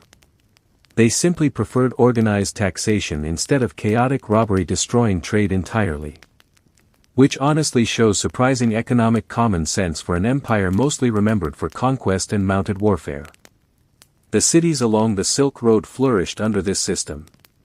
Places like Samarkand, Bokhara, and other great trading centers became crowded with merchants, travelers, diplomats, craftsmen, and scholars from different cultures and religions. The Silk Road became more than trade. It became a giant network carrying ideas, technologies, religions, languages, and knowledge between civilizations. Paper moved westward. Scientific ideas traveled eastward. Artistic styles blended together. And somewhere deep in medieval history, exhausted traders from completely different cultures were probably all complaining about camel travel together in several languages simultaneously. The Mongols themselves benefited enormously from this exchange. They adopted technologies, administrative ideas, military knowledge, and cultural influences from many conquered peoples throughout the empire. Unlike rulers who feared foreign influence, the Mongols often valued practical knowledge regardless of where it originated. Could it improve trade? Strengthen the empire? Help administration? Then the Mongols usually showed interest. Now naturally, the Silk Road was not perfectly peaceful under Mongol rule. Wars still happened. Rebellions occurred. Political struggles sometimes disrupted trade routes temporarily. And honestly, Traveling thousands of miles across deserts, mountains, and grasslands was never going to become completely relaxing. But compared to earlier centuries of fragmented kingdoms constantly fighting each other, the Mongol period brought remarkable stability to huge sections of Asia. Historians sometimes call this era the Pax Mongolica, the Mongol Peace, which sounds slightly ironic considering the Mongols conquered much of Eurasia through terrifying military campaigns first. But once the empire stabilized, trade expanded dramatically. Goods moved farther, faster, and more safely. Even communication improved enormously. Messengers carried information rapidly across the empire while diplomatic envoys traveled between distant rulers connected through Mongol-controlled territory.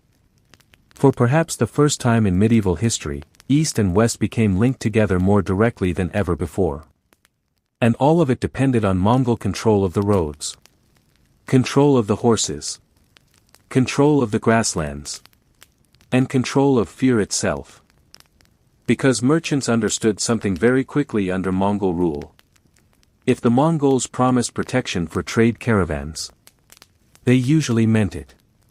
And if someone threatened that system, the response tended to arrive on horseback. The fear and reputation of Mongol warriors spread across the medieval world so quickly that entire cities sometimes surrendered before a single Mongol arrow ever flew through the air. People heard stories long before they ever saw the riders themselves. Stories about armies appearing out of nowhere beneath clouds of dust. Stories about horsemen crossing impossible distances through snowstorms, deserts, mountains, and frozen rivers while moving faster than any army should have been able to travel. Stories about cities burning beneath dark smoke while survivors carried terrifying rumors farther westward across Asia and into Europe. And honestly, most of those stories only became more frightening with time. To the kingdoms facing them, Mongol warriors did not seem like ordinary soldiers. They seemed unstoppable. Before the rise of Genghis Khan, the Mongols were divided into rival tribes scattered across the harsh grasslands of Central Asia.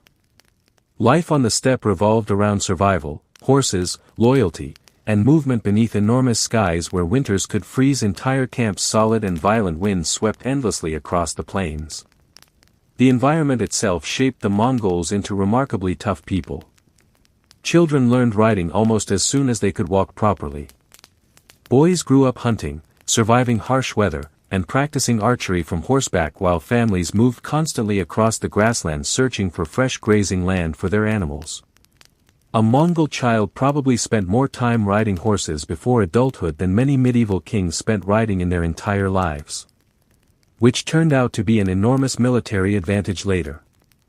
Because Mongol warriors were not simply trained soldiers.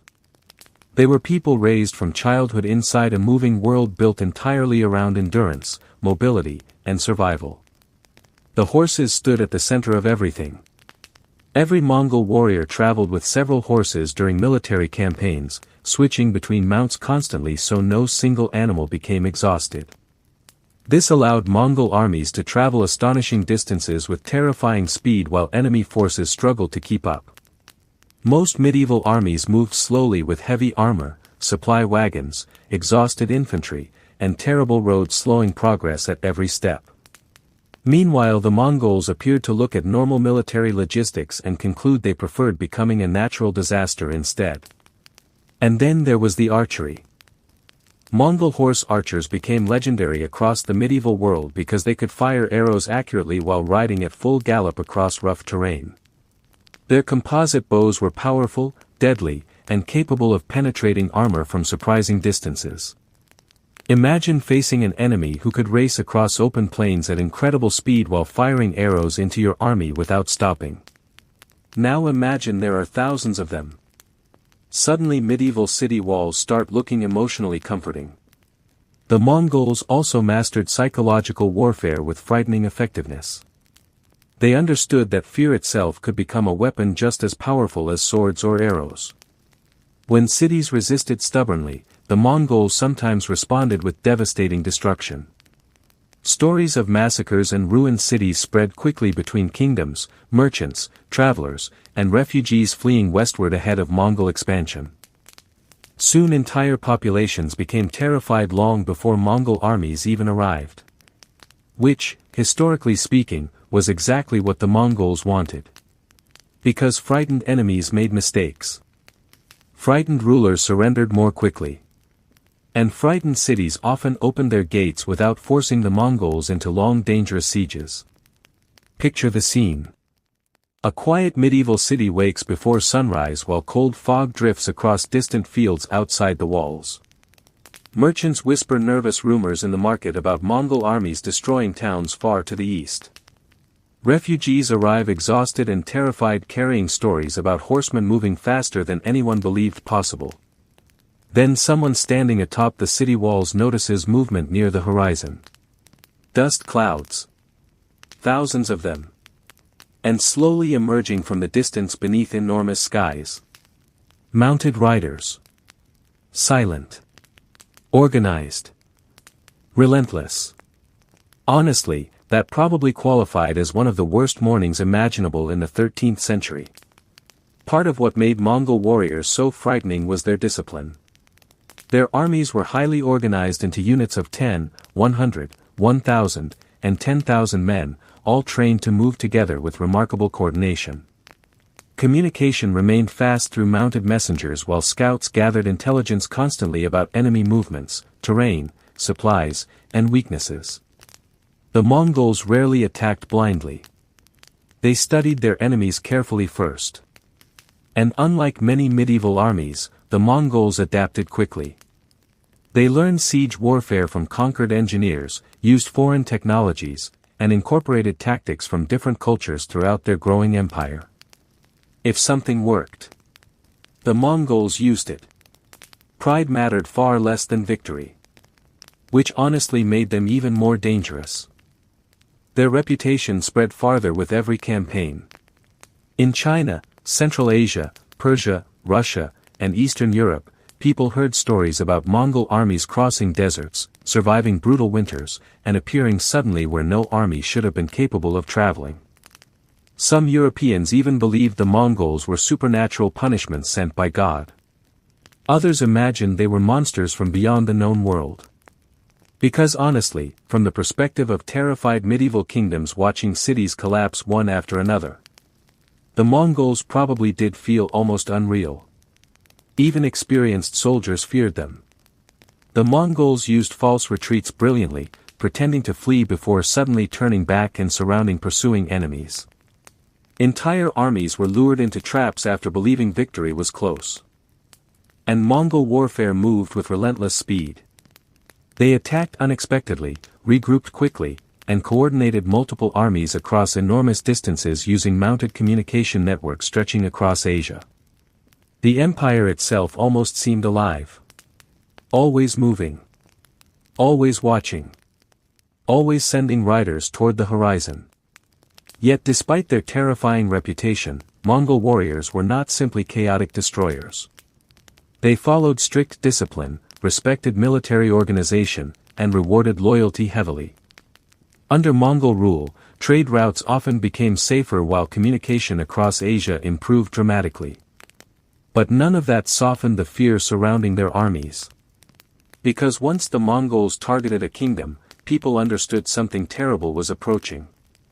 Something fast. Something organized. Something raised on the harsh grasslands where survival itself required endurance beyond what most societies could imagine.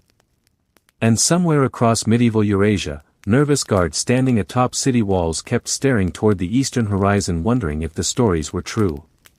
Right before the horsemen appeared. Strange customs of the Mongol Empire often shocked foreign travelers so badly that many returned home sounding like people who had accidentally spent several months living inside a very confusing horseback survival experiment. To outsiders from Europe, Persia, or China, Mongol life could feel completely unfamiliar. The Mongols lived differently, traveled differently, ate differently, fought differently, and sometimes handled everyday situations with the kind of calm practicality that made foreign visitors deeply uncomfortable. But out on the harsh grasslands of Mongolia, these customs made perfect sense. Because the Mongols were shaped by the steppe itself. And the steppe did not care very much about elegance, comfort, or whether visiting diplomats felt emotionally prepared for fermented horse milk. One of the first things travelers noticed was the Mongols' relationship with horses. The Mongols did not simply ride horses occasionally. They practically built their civilization around them. Children learned riding from a very young age while entire families moved constantly across the grasslands with massive herds surrounding their camps. A Mongol warrior often owned several horses and switched between them during long journeys so no single animal became exhausted. Foreign visitors were stunned by how much time Mongols spent on horseback. Honestly, some travelers probably started suspecting Mongol riders slept in the saddle too. And then there was the food. Mongol diet centered heavily around meat and dairy products because farming remained difficult across much of the steppe. Boiled mutton, dried meat, cheese, butter, and fermented mare's milk called arag formed the foundation of daily life. Now arag deserves special historical attention because nearly every foreign traveler who described it sounded politely traumatized afterward. Fresh horse milk was poured into large leather bags and fermented until it became slightly alcoholic, sour, fizzy, and powerful enough to make confused visitors question several life decisions simultaneously. Picture the scene. You arrive exhausted after weeks crossing the grasslands beneath freezing winds and endless skies. A Mongol family welcomes you warmly into their yurt while a fire crackles softly in the center of the tent. Then someone hands you a bowl of fermented horse milk. Several heavily armed riders wait politely for your reaction. And suddenly your survival instincts become very focused on pretending this definitely tastes normal. Hospitality itself was deeply important in Mongol culture. Travelers arriving at camps were usually offered food, drink, warmth, and shelter because surviving the harsh steppe depended heavily on cooperation between strangers. Out on the grasslands, refusing hospitality could place people in serious danger. Isolation became deadly very quickly. Which explains why even complete strangers might be welcomed into a yurt during terrible weather. Of course, once inside, you were also expected to follow proper customs carefully. Foreign travelers had to learn where to sit, how to behave around the fire, and which parts of the yurt were considered respectful or forbidden. Accidentally kicking the threshold while entering could offend the household badly. Which honestly feels like exactly the kind of mistake exhausted medieval travelers would make immediately. The Mongols also had unusual attitudes toward cleanliness compared to many neighboring societies. Some historical accounts suggest they avoided washing clothes frequently or bathing in rivers during certain times because they believed disturbing water or natural spirits could bring bad luck. Now historians debate some of these descriptions because foreign travelers often misunderstood Mongol beliefs completely. Still, many outsiders definitely viewed Mongol customs as strange and unfamiliar. Meanwhile, the Mongols were probably looking back at European medieval hygiene and feeling equally concerned. Another custom that surprised outsiders involved women in Mongol society. Compared to many medieval civilizations, Mongol women possessed considerable freedom and responsibility. Women managed camps, supervised trade, handled economic affairs, rode horses regularly, and sometimes exercised major political influence. Foreign diplomats arriving from heavily patriarchal societies often seemed startled to discover highly capable Mongol women successfully managing enormous responsibilities while the men disappeared across continents conquering cities. Which honestly says more about the diplomats than the women. The Mongols also practiced unusual political traditions. When major leaders died, large assemblies called kurultais gathered important nobles and commanders together to choose new rulers. These meetings involved political negotiation, alliances, feasting, and occasionally enough tension to make everyone present stare nervously at the nearest exit. Because succession struggles inside giant horseback empires rarely remained peaceful for very long. The Mongols also respected loyalty with remarkable seriousness. Betrayal, theft, and disobedience often received severe punishment because survival on the steppe depended heavily on trust and discipline. But at the same time, the Mongols frequently promoted talented people regardless of social background. A capable warrior from a poor family could rise through the ranks if he proved loyal and skilled. which was revolutionary compared to many medieval societies where noble birth mattered more than competence. And honestly, it turns out people become surprisingly motivated when promotions stop going automatically to somebody's useless aristocratic cousin. Hunting customs also shocked outsiders. The great Mongol hunts called nurj involved enormous groups of riders surrounding huge sections of land while slowly trapping animals inside shrinking circles that could stretch for miles across the grasslands. These hunts trained military coordination as much as they gathered food. Imagine thousands of mounted riders organizing giant moving walls across open plains while terrified deer suddenly realize the outdoors has become aggressively strategic. Even death rituals seemed mysterious to foreigners. The burial place of Genghis Khan himself remains unknown today, partly because Mongol burial traditions surrounding important leaders were kept extremely secret. Some stories claim funeral escorts killed witnesses along the route to conceal burial locations. Now whether every dramatic version of those stories is true remains debated by historians. But honestly, the Mongols did very little to discourage terrifying rumors about themselves. And perhaps that was intentional. The Mongol Empire stretched across enormous parts of Asia connecting wildly different cultures, religions, and civilizations beneath one political system. Merchants, travelers, diplomats, and scholars constantly moved through Mongol territory carrying stories home about strange foods, unusual customs, endless horse herds, powerful women, giant hunts, and armies moving faster than seemed humanly possible. To outsiders, Mongol life often appeared strange because it was shaped by an environment most settled civilizations could barely imagine surviving in. The freezing grasslands demanded toughness, movement, practicality, endurance, and cooperation. So beneath the endless skies of Mongolia, the Mongols created customs that perfectly matched the harsh world around them. Even if confused foreign travelers occasionally needed several years to emotionally recover from the horse milk afterward. Trade caravans crossing Mongol lands were not peaceful little vacations where cheerful merchants casually wandered across Asia exchanging silk and spices while admiring the scenery beneath the sunshine. They were enormous survival journeys across deserts, mountains, frozen grasslands, and dangerous wilderness stretching thousands of miles beneath some of the harshest conditions on Earth. And yet during the height of the Mongol Empire, these caravans moved more safely and more efficiently across Asia than they had in centuries. Because once the Mongols conquered huge sections of Eurasia, they realized something extremely important. Protecting trade made everybody richer, including the Mongols themselves. Before the rise of Genghis Khan, long-distance trade across Asia was dangerous and unpredictable. Merchants crossing the Silk Road faced bandits, corrupt local rulers, endless taxes, wars, terrible weather, and the constant possibility of disappearing somewhere in the wilderness while everybody else quietly accepted that asking questions sounded unhealthy. Travel could take months, sometimes years. And surviving the journey required money, patience, luck, and a very high tolerance for camel-related suffering.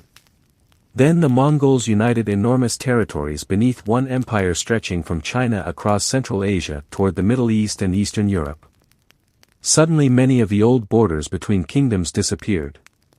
Trade routes that once crossed dozens of rival states now moved through lands controlled largely by one power: the Mongols.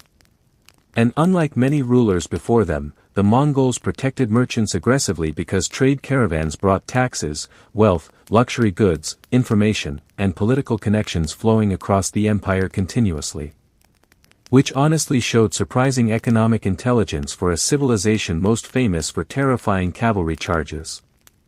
The Silk Road itself was not one single road but a giant network of routes connecting cities, deserts, mountain passes, rivers, and trading centers across Asia. Caravans carried silk, tea, spices, silver, porcelain, paper, carpets, precious stones, medicines, perfumes, and countless other goods between distant civilizations. Imagine entire moving cities of merchants, guards, camels, horses, and wagons slowly crossing the wilderness beneath enormous skies.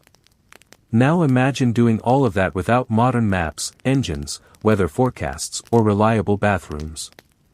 History really demanded commitment from travelers. Picture the scene. A long caravan moves slowly through the deserts of Central Asia while hundreds of camels groan beneath heavy loads of silk, spices, silver, and trade goods wrapped carefully against blowing sand. Merchants ride beside the animals wearing thick robes to protect themselves from the brutal sun while armed guards scan the horizon nervously for bandits. Dust rises endlessly into the hot air. The wind never fully stops. And somewhere in the middle of the caravan, one exhausted trader is absolutely questioning every life decision that led him into camel transportation. At night, the caravans formed camps beneath the stars. Fires flickered softly across the darkness while merchants cooked meals, repaired equipment, fed animals, and exchanged stories from distant cities scattered across Asia. Different languages filled the air around the fires. Chinese, Persian, Turkic languages, Mongolian, Arabic, and countless others. The Silk Road became more than trade. It became a moving connection between civilizations. Under Mongol rule, these journeys became safer in many regions because the empire punished banditry harshly and protected major trade routes carefully. Mongol patrols guarded roads while relay stations across the empire helped travelers find fresh horses, supplies, food, and shelter during long journeys. This communication network, called the Yam, stretched across huge parts of Asia. For merchants crossing dangerous regions, these stations must have felt almost miraculous. After weeks traveling through empty wilderness, suddenly smoke appeared on the horizon beside a relay station where water, warmth, and fresh animals waited beneath Mongol protection. Honestly, after months crossing deserts and freezing grasslands, even mediocre soup probably tasted emotionally life-changing. The Mongols also issued special passports or tablets to approved merchants and travelers, allowing them safer passage across the empire. These documents identified people traveling under official protection and helped merchants move more freely through distant territories. Because the Mongols understood something clearly. A protected merchant returns with more trade.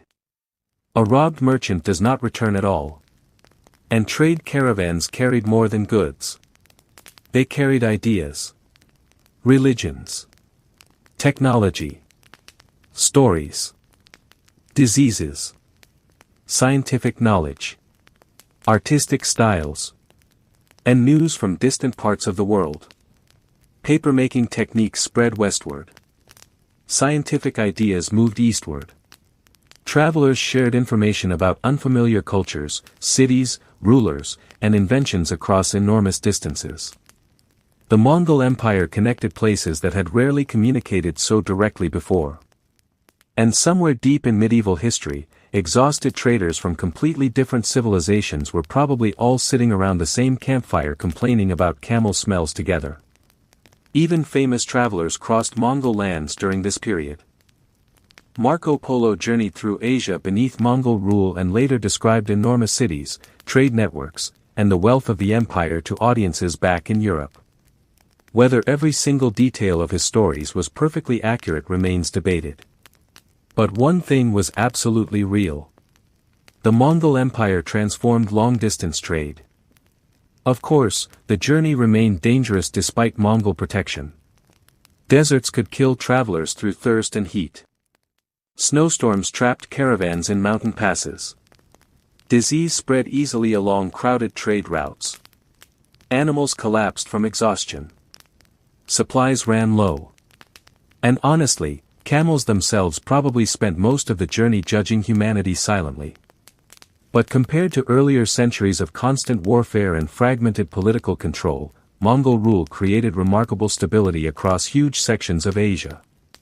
Historians sometimes call this period the Pax Mongolica. The Mongol Peace. Which sounds slightly ironic considering the Mongols conquered much of Eurasia through terrifying military campaigns first. But once the empire stabilized, trade flourished on an enormous scale. Goods moved farther, faster, and more safely than before. Across deserts, frozen grasslands, mountain passes, and endless roads beneath enormous skies, trade caravans continued moving through Mongol lands carrying the wealth of the medieval world one slow step at a time. And somewhere out there beyond the campfires and drifting dust, more riders always waited on the horizon, watching the roads of the empire. What did Mongols actually do for entertainment after long days riding across the freezing grasslands of Asia? Honestly, they did not exactly gather around cozy medieval taverns playing board games beside candlelight while musicians softly performed in the corner. The Mongols entertained themselves the same way they survived everything else on the steppe. With horses, stories, music, wrestling, archery, drinking, and enough competitive energy to turn almost any activity into a test of strength or endurance. And after sunset, when the cold winds swept across the grasslands and campfires flickered beneath enormous skies, Mongol camps became surprisingly lively places filled with music, laughter, storytelling, and the constant sound of people trying to stay warm while pretending fermented horse milk was completely normal. Out on the steppe, life was harsh. Families moved constantly across open plains searching for grazing land while surviving brutal winters, violent storms, and endless travel through enormous empty landscapes. The Mongols spent much of their lives outdoors surrounded by horses, livestock, and the cold winds of Central Asia. Which meant entertainment mattered. Because when daily life already feels like an advanced survival challenge designed by nature itself, people naturally look for moments of warmth, humor, and distraction after dark. And Mongol camps came alive at night. Picture the scene. A cluster of yurts stands quietly beneath the stars while horses graze nearby in the darkness. Smoke rises into the freezing air from fires burning inside the tents while riders return after long days crossing the grasslands. Inside one of the yurts, a fire crackles softly in the center while shadows dance across the felt walls. Meat boils slowly in heavy iron pots while exhausted travelers remove thick fur coats and warm their hands beside the flames. Children sit close together listening carefully. Older warriors lean back against saddles and supplies. And somewhere near the fire, someone begins telling a story. Storytelling was one of the most important forms of entertainment in Mongol society. Long before books became common, stories carried history, survival lessons, tribal legends, military victories, and family traditions from one generation to the next. The Mongols loved hearing tales about famous leaders, clever hunters, terrifying battles, dangerous spirits, impossible journeys, and heroic riders surviving against terrible odds on the steppe. Which honestly describes most Mongol stories and daily life simultaneously. Stories also helped preserve memory. The Mongols did not originally rely heavily on written records the way some settled civilizations did. Instead, history lived through spoken traditions passed carefully across generations beside campfires beneath the night sky. Children learned who their ancestors were through these stories. Warriors learned lessons about loyalty and courage. And travelers carried tales from distant regions across the empire. Sometimes the stories were inspiring. Sometimes they were tragic. And some were probably the medieval Mongol version of, "You would not believe what happened to my cousin during that hunting trip." Music filled the camps as well. The Mongols used instruments like drums, flutes, and especially the famous horsehead fiddle known as the morinkur. This instrument produced long haunting sounds that echoed beautifully across the open grasslands. Imagine cold winds moving softly outside while a musician plays slow melodies beside the fire beneath endless stars stretching across the Mongolian sky. Honestly, it sounds strangely peaceful. Assuming nobody accidentally sits too close to the boiling meat pot. Songs often reflected daily life on the steppe. Mongol music celebrated horses, loyalty, travel, family, war, nature, and survival itself. Riders sang during long journeys while camps gathered together for performances during feasts and celebrations. And because the Mongols spent much of their lives moving across enormous open landscapes, their music often carried deep emotional connections to distance, freedom, and the grasslands themselves. Even the sounds of the camp became part of nighttime life. Horses snorted softly outside in the darkness. Dogs barked toward distant movement beyond the firelight. The wind rattled against the felt walls of the yurts. Somewhere nearby, riders laughed loudly while drinking arag, the fermented mare's milk that foreign travelers consistently described with the nervous emotional energy of people trying very hard not to insult their hosts while secretly wondering whether the beverage was actively fighting back. The Mongols also loved competition. Wrestling, horse racing, and archery were central parts of Mongol entertainment and culture. These activities were not only games but practical survival skills deeply connected to military life on the steppe. A wrestling match inside a Mongol camp was serious business. Crowds gathered loudly around competitors while riders shouted encouragement and argued passionately about strength, technique, and honor. Victorious wrestlers earned admiration while defeated competitors usually earned several weeks of extremely irritating jokes from everybody else in camp. Horse racing mattered even more.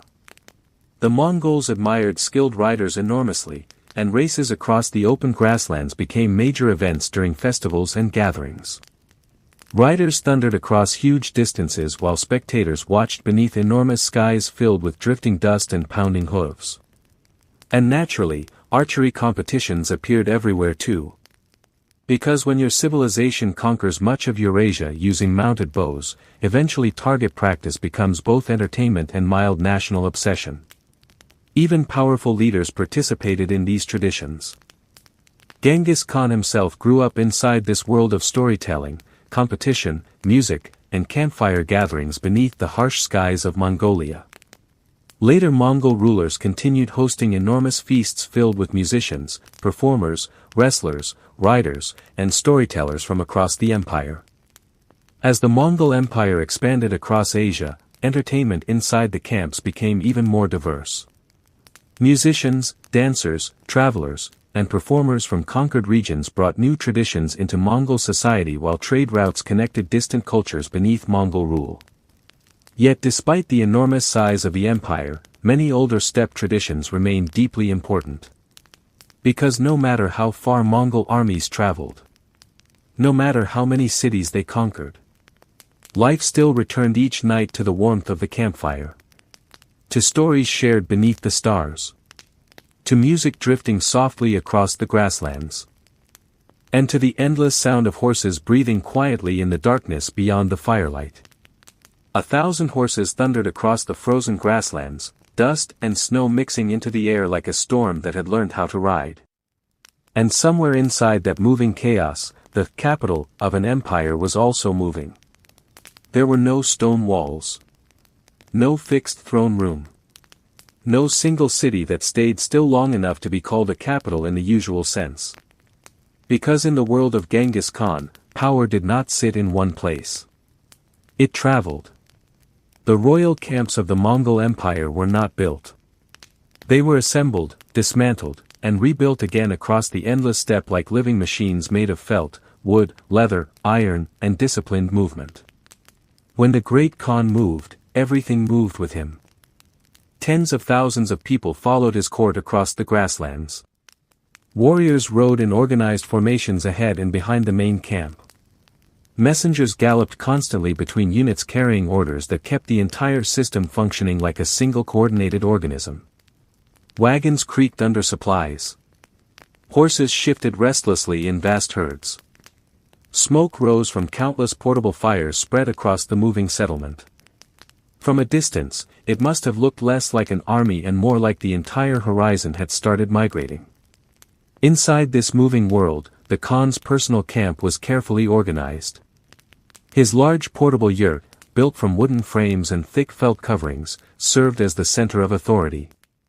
It could be dismantled, transported, and rebuilt quickly, allowing the ruler to appear wherever leadership was needed. There was no waiting for couriers to reach a distant capital. The capital came with him. Surrounding this core were layers of elite guards, trusted commanders, advisors, and officials from different parts of the empire. People from China, Persia, Central Asia, and other conquered regions often worked within Mongol administration, reflecting how far the empire had expanded and how many cultures it now controlled. Each group had its place in the moving order. And each position mattered. Because even though the camp was mobile, discipline was absolute. Guards maintained strict security perimeters. Messengers followed exact routes between command points. Supplies were tracked carefully to ensure the entire traveling court remained functional across vast distances. Nothing in the royal camp was random. Everything moved with intention. And at the center of it all was constant motion. Day after day, the royal camps crossed grasslands, deserts, rivers, and mountain regions. When the terrain changed, the formation adjusted. When weather shifted, the camp adapted. When decisions were made, orders spread instantly through mounted messengers racing across the steppe. This mobility was not just convenience. It was strategy. Because a stationary empire can be watched. A moving empire is harder to predict. Foreign envoys often struggled to understand what they were witnessing. They arrived expecting a fixed palace, only to discover that the ruler they were searching for had already moved hundreds of kilometers across the grasslands. Negotiations happened in tents. Judgments were made beside campfires. Decisions were issued while horses were still being saddled for the next journey. Even feasts reflected this lifestyle. Large gatherings of food, music, and ceremony took place inside massive yurts or open encampments, where the sound of celebration mixed with the constant movement of an empire never truly resting. Horses grazed nearby in enormous numbers, ready for immediate travel at a moment's notice. Because in Mongol rule, stillness meant vulnerability. Movement meant survival. And the royal camp embodied that belief completely. Every day it shifted across the steppe like a living city that refused to stay in one place long enough to be conquered, contained, or even fully understood. It was not a palace. It was not a city. It was an empire in motion. Riding beneath the endless sky. You wake before sunrise to the sound of bells echoing across the valley. Cold air fills your lungs as you pull yourself from a rough straw mattress. Smoke from last night's fire still hangs beneath the wooden roof while darkness presses against the tiny window beside you. Outside, the village remains silent except for the distant ringing coming from the church tower at the center of town. Then the singing begins. Low voices drift through the morning fog, carried from the stone church into every muddy road and narrow alley. You cannot understand every Latin word, but that hardly matters. The sound itself feels sacred. Heavy. Ancient. Like something larger than ordinary human life. In medieval Europe, music surrounds you from birth until death. You hear it during prayer, during weddings, during funerals, during harvest feasts, during war marches, and during royal celebrations. Music does not exist separately from society. It controls the rhythm of everyday life itself. Long before clocks become common, bells and chants tell you when to wake, when to work, when to pray, and when to sleep. You live in a world where most people cannot read. Books are rare, expensive, and usually locked inside monasteries or cathedral libraries. Stories survive through memory and spoken tradition. Religion spreads through sermons, paintings, rituals, and sound. Because of this, music becomes one of the most powerful forces in medieval society. Inside monasteries, your entire day revolves around sacred singing. You rise before dawn alongside rows of silent monks walking through freezing stone corridors illuminated only by candles. Your footsteps echo against damp walls while winter wind rattles narrow windows high above the chapel floor. A bell rings once. Then Gregorian chant begins. One voice starts slowly. Others join together in perfect unity. The melody rises beneath towering arches while incense smoke drifts through pale candlelight. No instruments accompany the singing. Only human voices fill the enormous chamber, echoing again and again until the sound feels almost supernatural. You believe this music connects earth with heaven. Church leaders teach you that angels constantly sing praises before God in paradise. Sacred chanting allows humanity to imitate that divine harmony. Every note matters. Every breath matters. A mistake during worship feels like spiritual failure rather than simple human error. You spend years memorizing chants in Latin, even when you barely understand the language itself. The repetition becomes endless. Morning prayers. Midday prayers. Evening prayers. Night prayers. The same melodies shape your thoughts until sacred music becomes inseparable from daily existence. But music changes completely once you leave the monastery walls. Now you stand in a crowded marketplace surrounded by noise and movement. Merchants shout prices across muddy streets while blacksmiths hammer iron nearby. Smoke rises from cooking fires. Animals push through the crowd. Then suddenly a traveling musician begins playing beside the town fountain. A drum beats rapidly. A fiddle joins the rhythm. People gather immediately. Children laugh while peasants dance on packed dirt roads despite exhaustion from endless labor. For a brief moment, hunger, taxes, disease, and hard work seem far away. Music becomes escape. Celebration. Relief from survival itself. You hear completely different music inside the halls of nobles and kings. Torches flicker across enormous dining chambers while servants carry roasted meat between long wooden tables. Wealthy lords drink wine from silver cups as musicians perform for entertainment late into the night. Harps, flutes, lutes, and early string instruments fill the room with elegant melodies designed to display sophistication and status. You sit near the edge of the marketplace while snow slowly melts into the muddy streets beneath your boots. Around you, medieval life moves with constant noise and motion. Merchants argue beside wooden stalls. Horses drag heavy carts through narrow roads. Bakers shout prices from open shop windows while smoke rises above crowded rooftops darkened by soot and winter rain. Then the musicians arrive. You hear them before you see them. A drum begins somewhere beyond the crowd. Slow at first. Steady. Then a sharp melody from a flute cuts through the cold air while laughter spreads across the square. Children run toward the sound immediately. Farmers stop carrying sacks of grain. Even exhausted laborers pause for a moment beside market stalls just to listen. Unlike the sacred chants inside monasteries, this music belongs to ordinary people. It belongs to muddy boots, crowded taverns, village festivals, and long nights beside firelight after endless hours of work. It belongs to weddings, harvest celebrations, seasonal fairs, and traveling performers wandering from town to town carrying stories through song. You push closer through the crowd until you finally see the performers. Their clothing is colorful but worn from travel. One man beats a small drum hanging from his shoulder while another plays a bowed fiddle with quick energetic movements. A woman beside them sings loudly enough to overpower the noise of the market itself. Her voice rises above merchants, barking dogs, and creaking wagon wheels. People clap in rhythm. Some begin dancing immediately. In medieval Europe, music is one of the few escapes from hardship available to common people. Most peasants spend their entire lives working fields owned by nobles or the church. Hunger remains common. Winters are dangerous. Disease spreads quickly through crowded towns where waste fills the streets and clean water is difficult to find.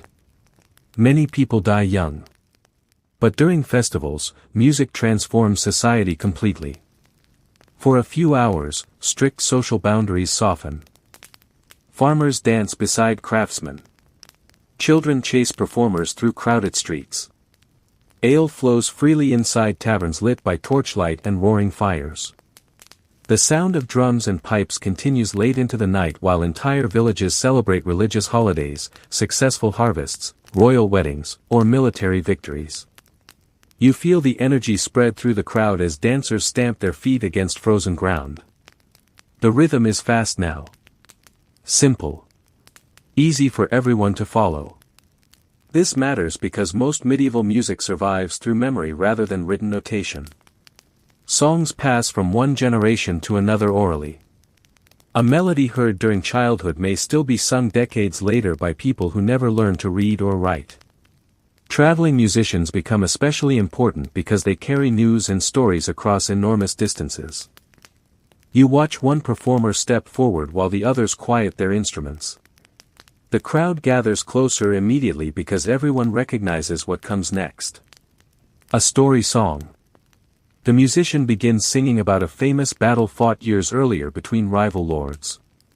His voice grows dramatic as he describes knights charging across muddy fields beneath fluttering banners. Villagers listen carefully because songs often spread information faster than written messages. In many places, music becomes the closest thing medieval society has to public storytelling. Some performers travel constantly between castles, towns, and villages. These wandering entertainers are known by many names across Europe.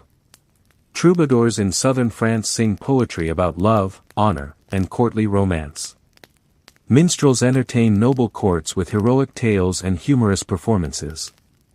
Bards preserve older legends connected to kings, warriors, and local history. You encounter them everywhere. At crowded fairs, noble banquets, religious celebrations, military camps before battle. Sometimes musicians are welcomed warmly with food, coins, and safe shelter for the night. Other times they are treated with suspicion because wandering strangers often make authorities nervous. Medieval rulers understand that songs can spread ideas quickly among ordinary people. A popular ballad mocking a king or noble might travel farther than official announcements ever could. Inside castles, music serves an entirely different purpose. Now you enter the great hall of a wealthy lord during an evening feast. Torches flicker across stone walls decorated with banners and hunting trophies. Long wooden tables overflow with roasted meat, bread, fish, and wine while servants hurry constantly between guests. At the far end of the hall, musicians perform beside the lord's elevated table. The instruments are more refined here than those used in village markets. You hear harps, lutes, flutes, and bowed string instruments producing softer, more controlled melodies designed for noble entertainment. The atmosphere feels elegant rather than chaotic. Music inside noble courts is closely connected with status and education. A lord who sponsors skilled musicians demonstrates wealth and cultural sophistication. Young nobles are often expected to understand poetry, dance, and musical performance as part of elite education. Courtly music becomes a symbol of refinement separating aristocrats from ordinary peasants. You watch noble couples dance carefully across the hall floor while musicians maintain precise rhythms beside them. Every movement feels controlled. Disciplined. Formal. Unlike the rough energetic dancing of village festivals, noble dances emphasize grace and social order. Music here reinforces hierarchy rather than temporarily dissolving it. Yet even within royal courts, religion remains impossible to escape. Before major feasts begin, prayers are sung publicly.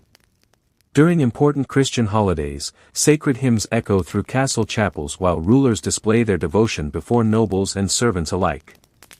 Medieval society constantly blends political authority with religious ritual, and music stands at the center of both worlds. You notice this connection most clearly during great public ceremonies. A king enters a cathedral surrounded by bishops, knights, banners, incense smoke, and enormous choirs singing beneath towering ceilings. Trumpets announce royal arrival while church bells ring across the city outside. Every sound is carefully designed to inspire awe among the crowd. Music becomes political theater. Power made audible. Most ordinary people will never speak directly with kings or bishops, but they experience authority through spectacle, ritual, and sound.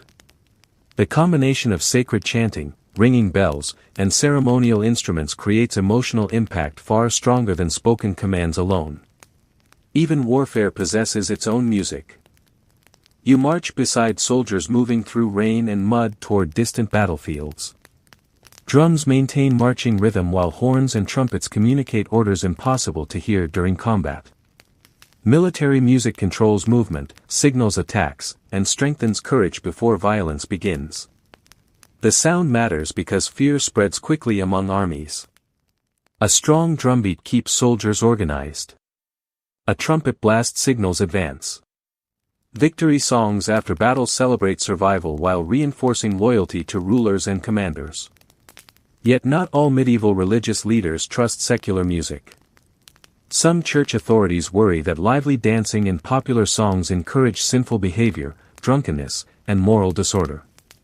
Certain instruments become associated with temptation or reckless celebration. Throughout medieval history, tension grows between sacred music devoted to worship and secular music connected with entertainment and pleasure. Still, ordinary people continue singing everywhere.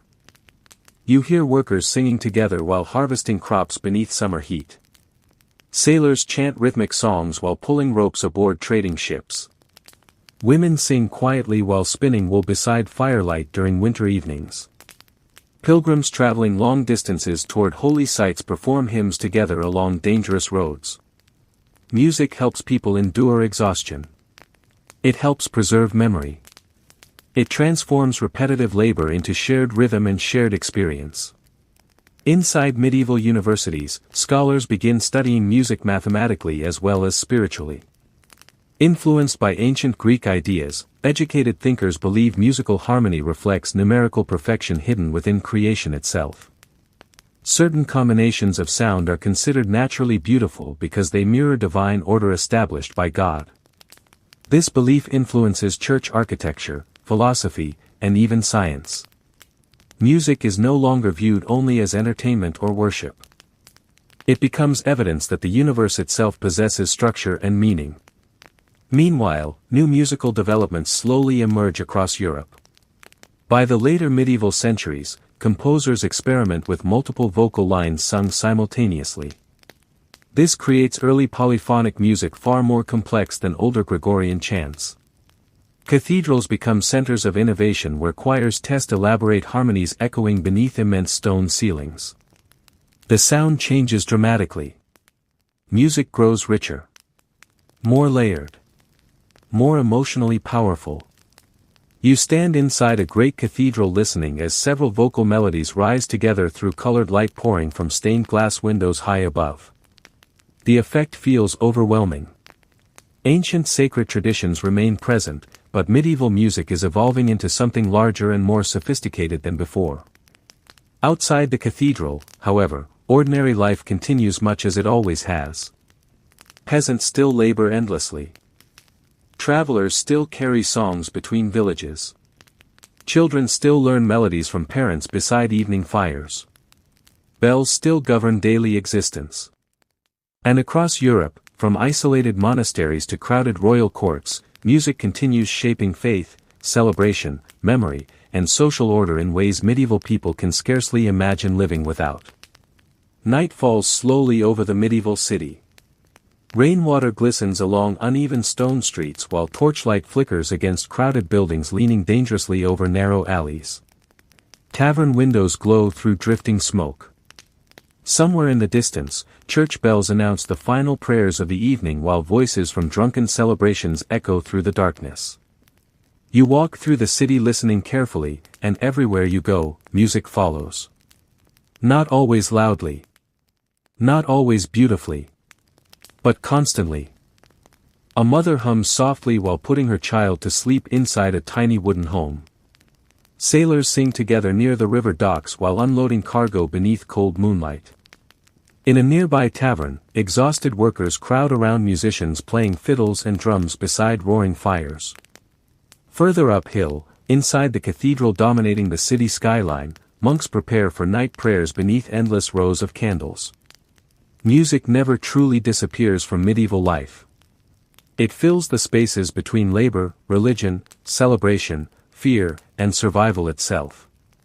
You enter the tavern first. The room is crowded with smoke, laughter, and heat. Ale spills across wooden tables while travelers exchange stories from distant regions.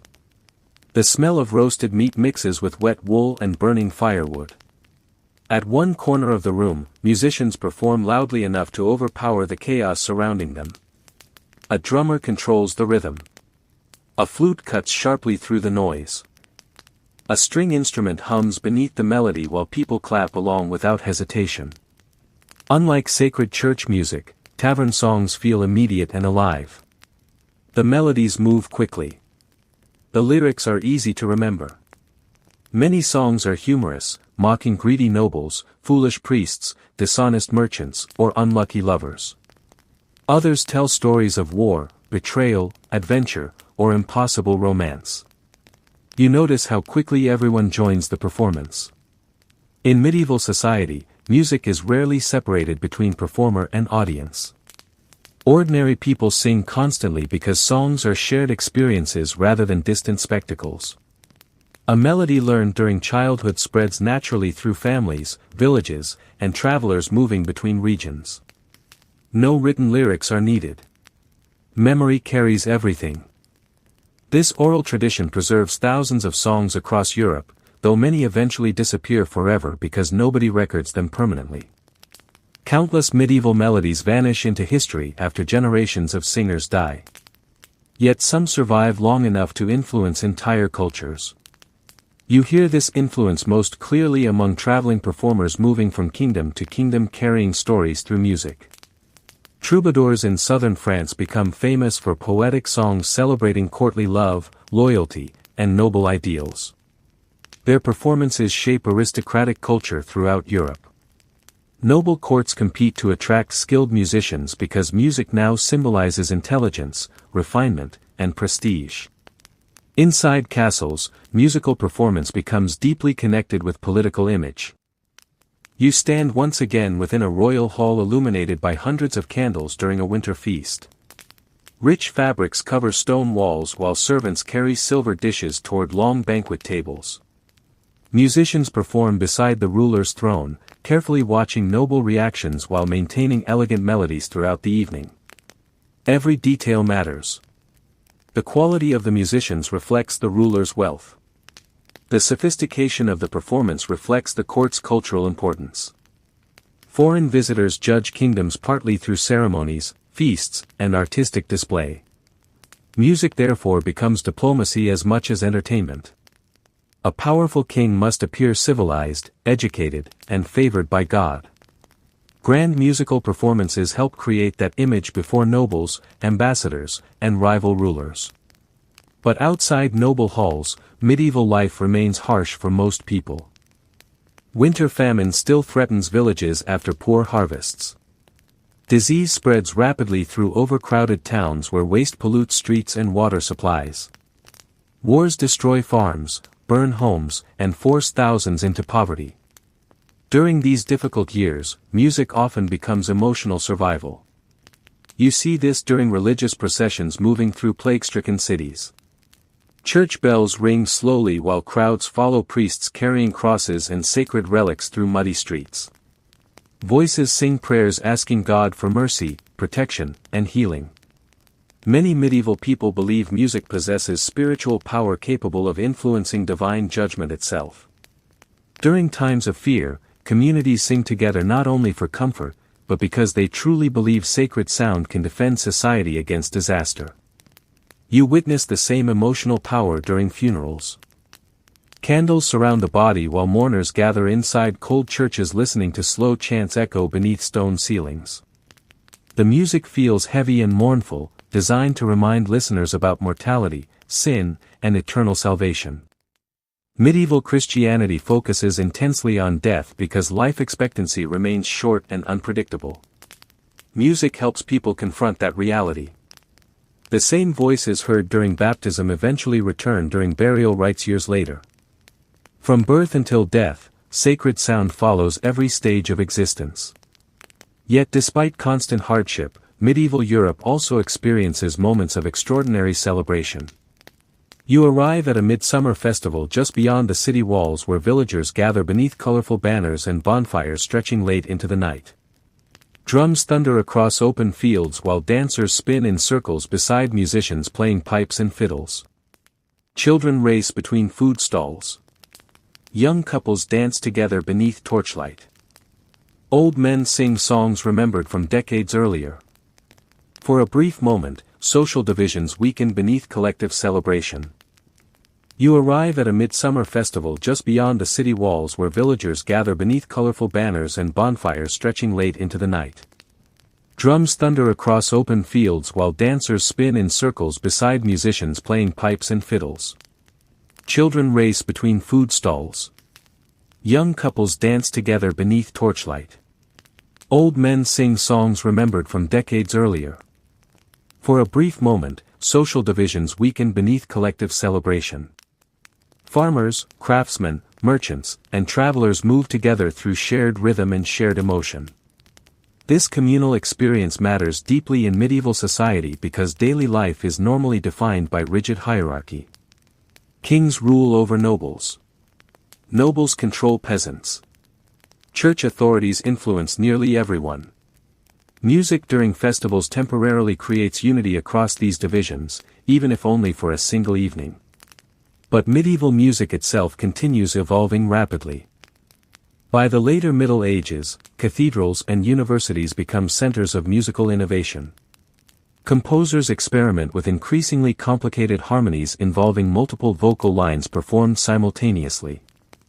Early forms of written notation improve, allowing musicians to preserve compositions more accurately than before. This changes everything. Music no longer depends entirely upon memory. Complex compositions can now spread across enormous distances through manuscripts copied by trained scribes. Cathedrals compete to produce more elaborate choirs and more sophisticated performances. Sacred music grows grander, richer, and emotionally overwhelming. You stand inside one of these cathedrals listening as several vocal melodies rise together beneath towering arches. The sound surrounds you completely. Voices overlap in ways older generations would scarcely recognize. Light pours through stained glass windows while incense drifts upward toward painted ceilings high above the congregation. For medieval listeners, the experience feels almost supernatural. Music becomes architecture made from sound. A cathedral is no longer only seen. It is heard. Even the structure itself is designed to amplify echoes and magnify sacred singing throughout enormous interior spaces. By now, medieval music influences nearly every corner of European civilization. Religion shapes it. Politics uses it. Communities depend upon it. Workers labor beside it. Armies march with it. Children grow up inside it. And although most medieval people will never leave the region where they were born, songs continue traveling farther than armies or merchants ever could. Melodies cross borders. Stories survive through performance. Ideas spread through rhythm and memory. Long before modern technology connects societies through screens and machines, medieval Europe remains connected through sound. Then, slowly, the medieval world begins changing. New trade routes expand cultural exchange. Cities grow larger. Universities spread knowledge more rapidly. The Renaissance approaches, bringing different artistic ideals and new musical possibilities. Instruments improve. Composers experiment further. Europe moves toward a future where music becomes increasingly professionalized, written, and commercially performed. But the foundations remain medieval. The bells. The chants. The festival dances. The royal ceremonies. The sacred choirs echoing through stone cathedrals before sunrise. For centuries, music shaped how Europeans understood faith, authority, memory, celebration, and society itself.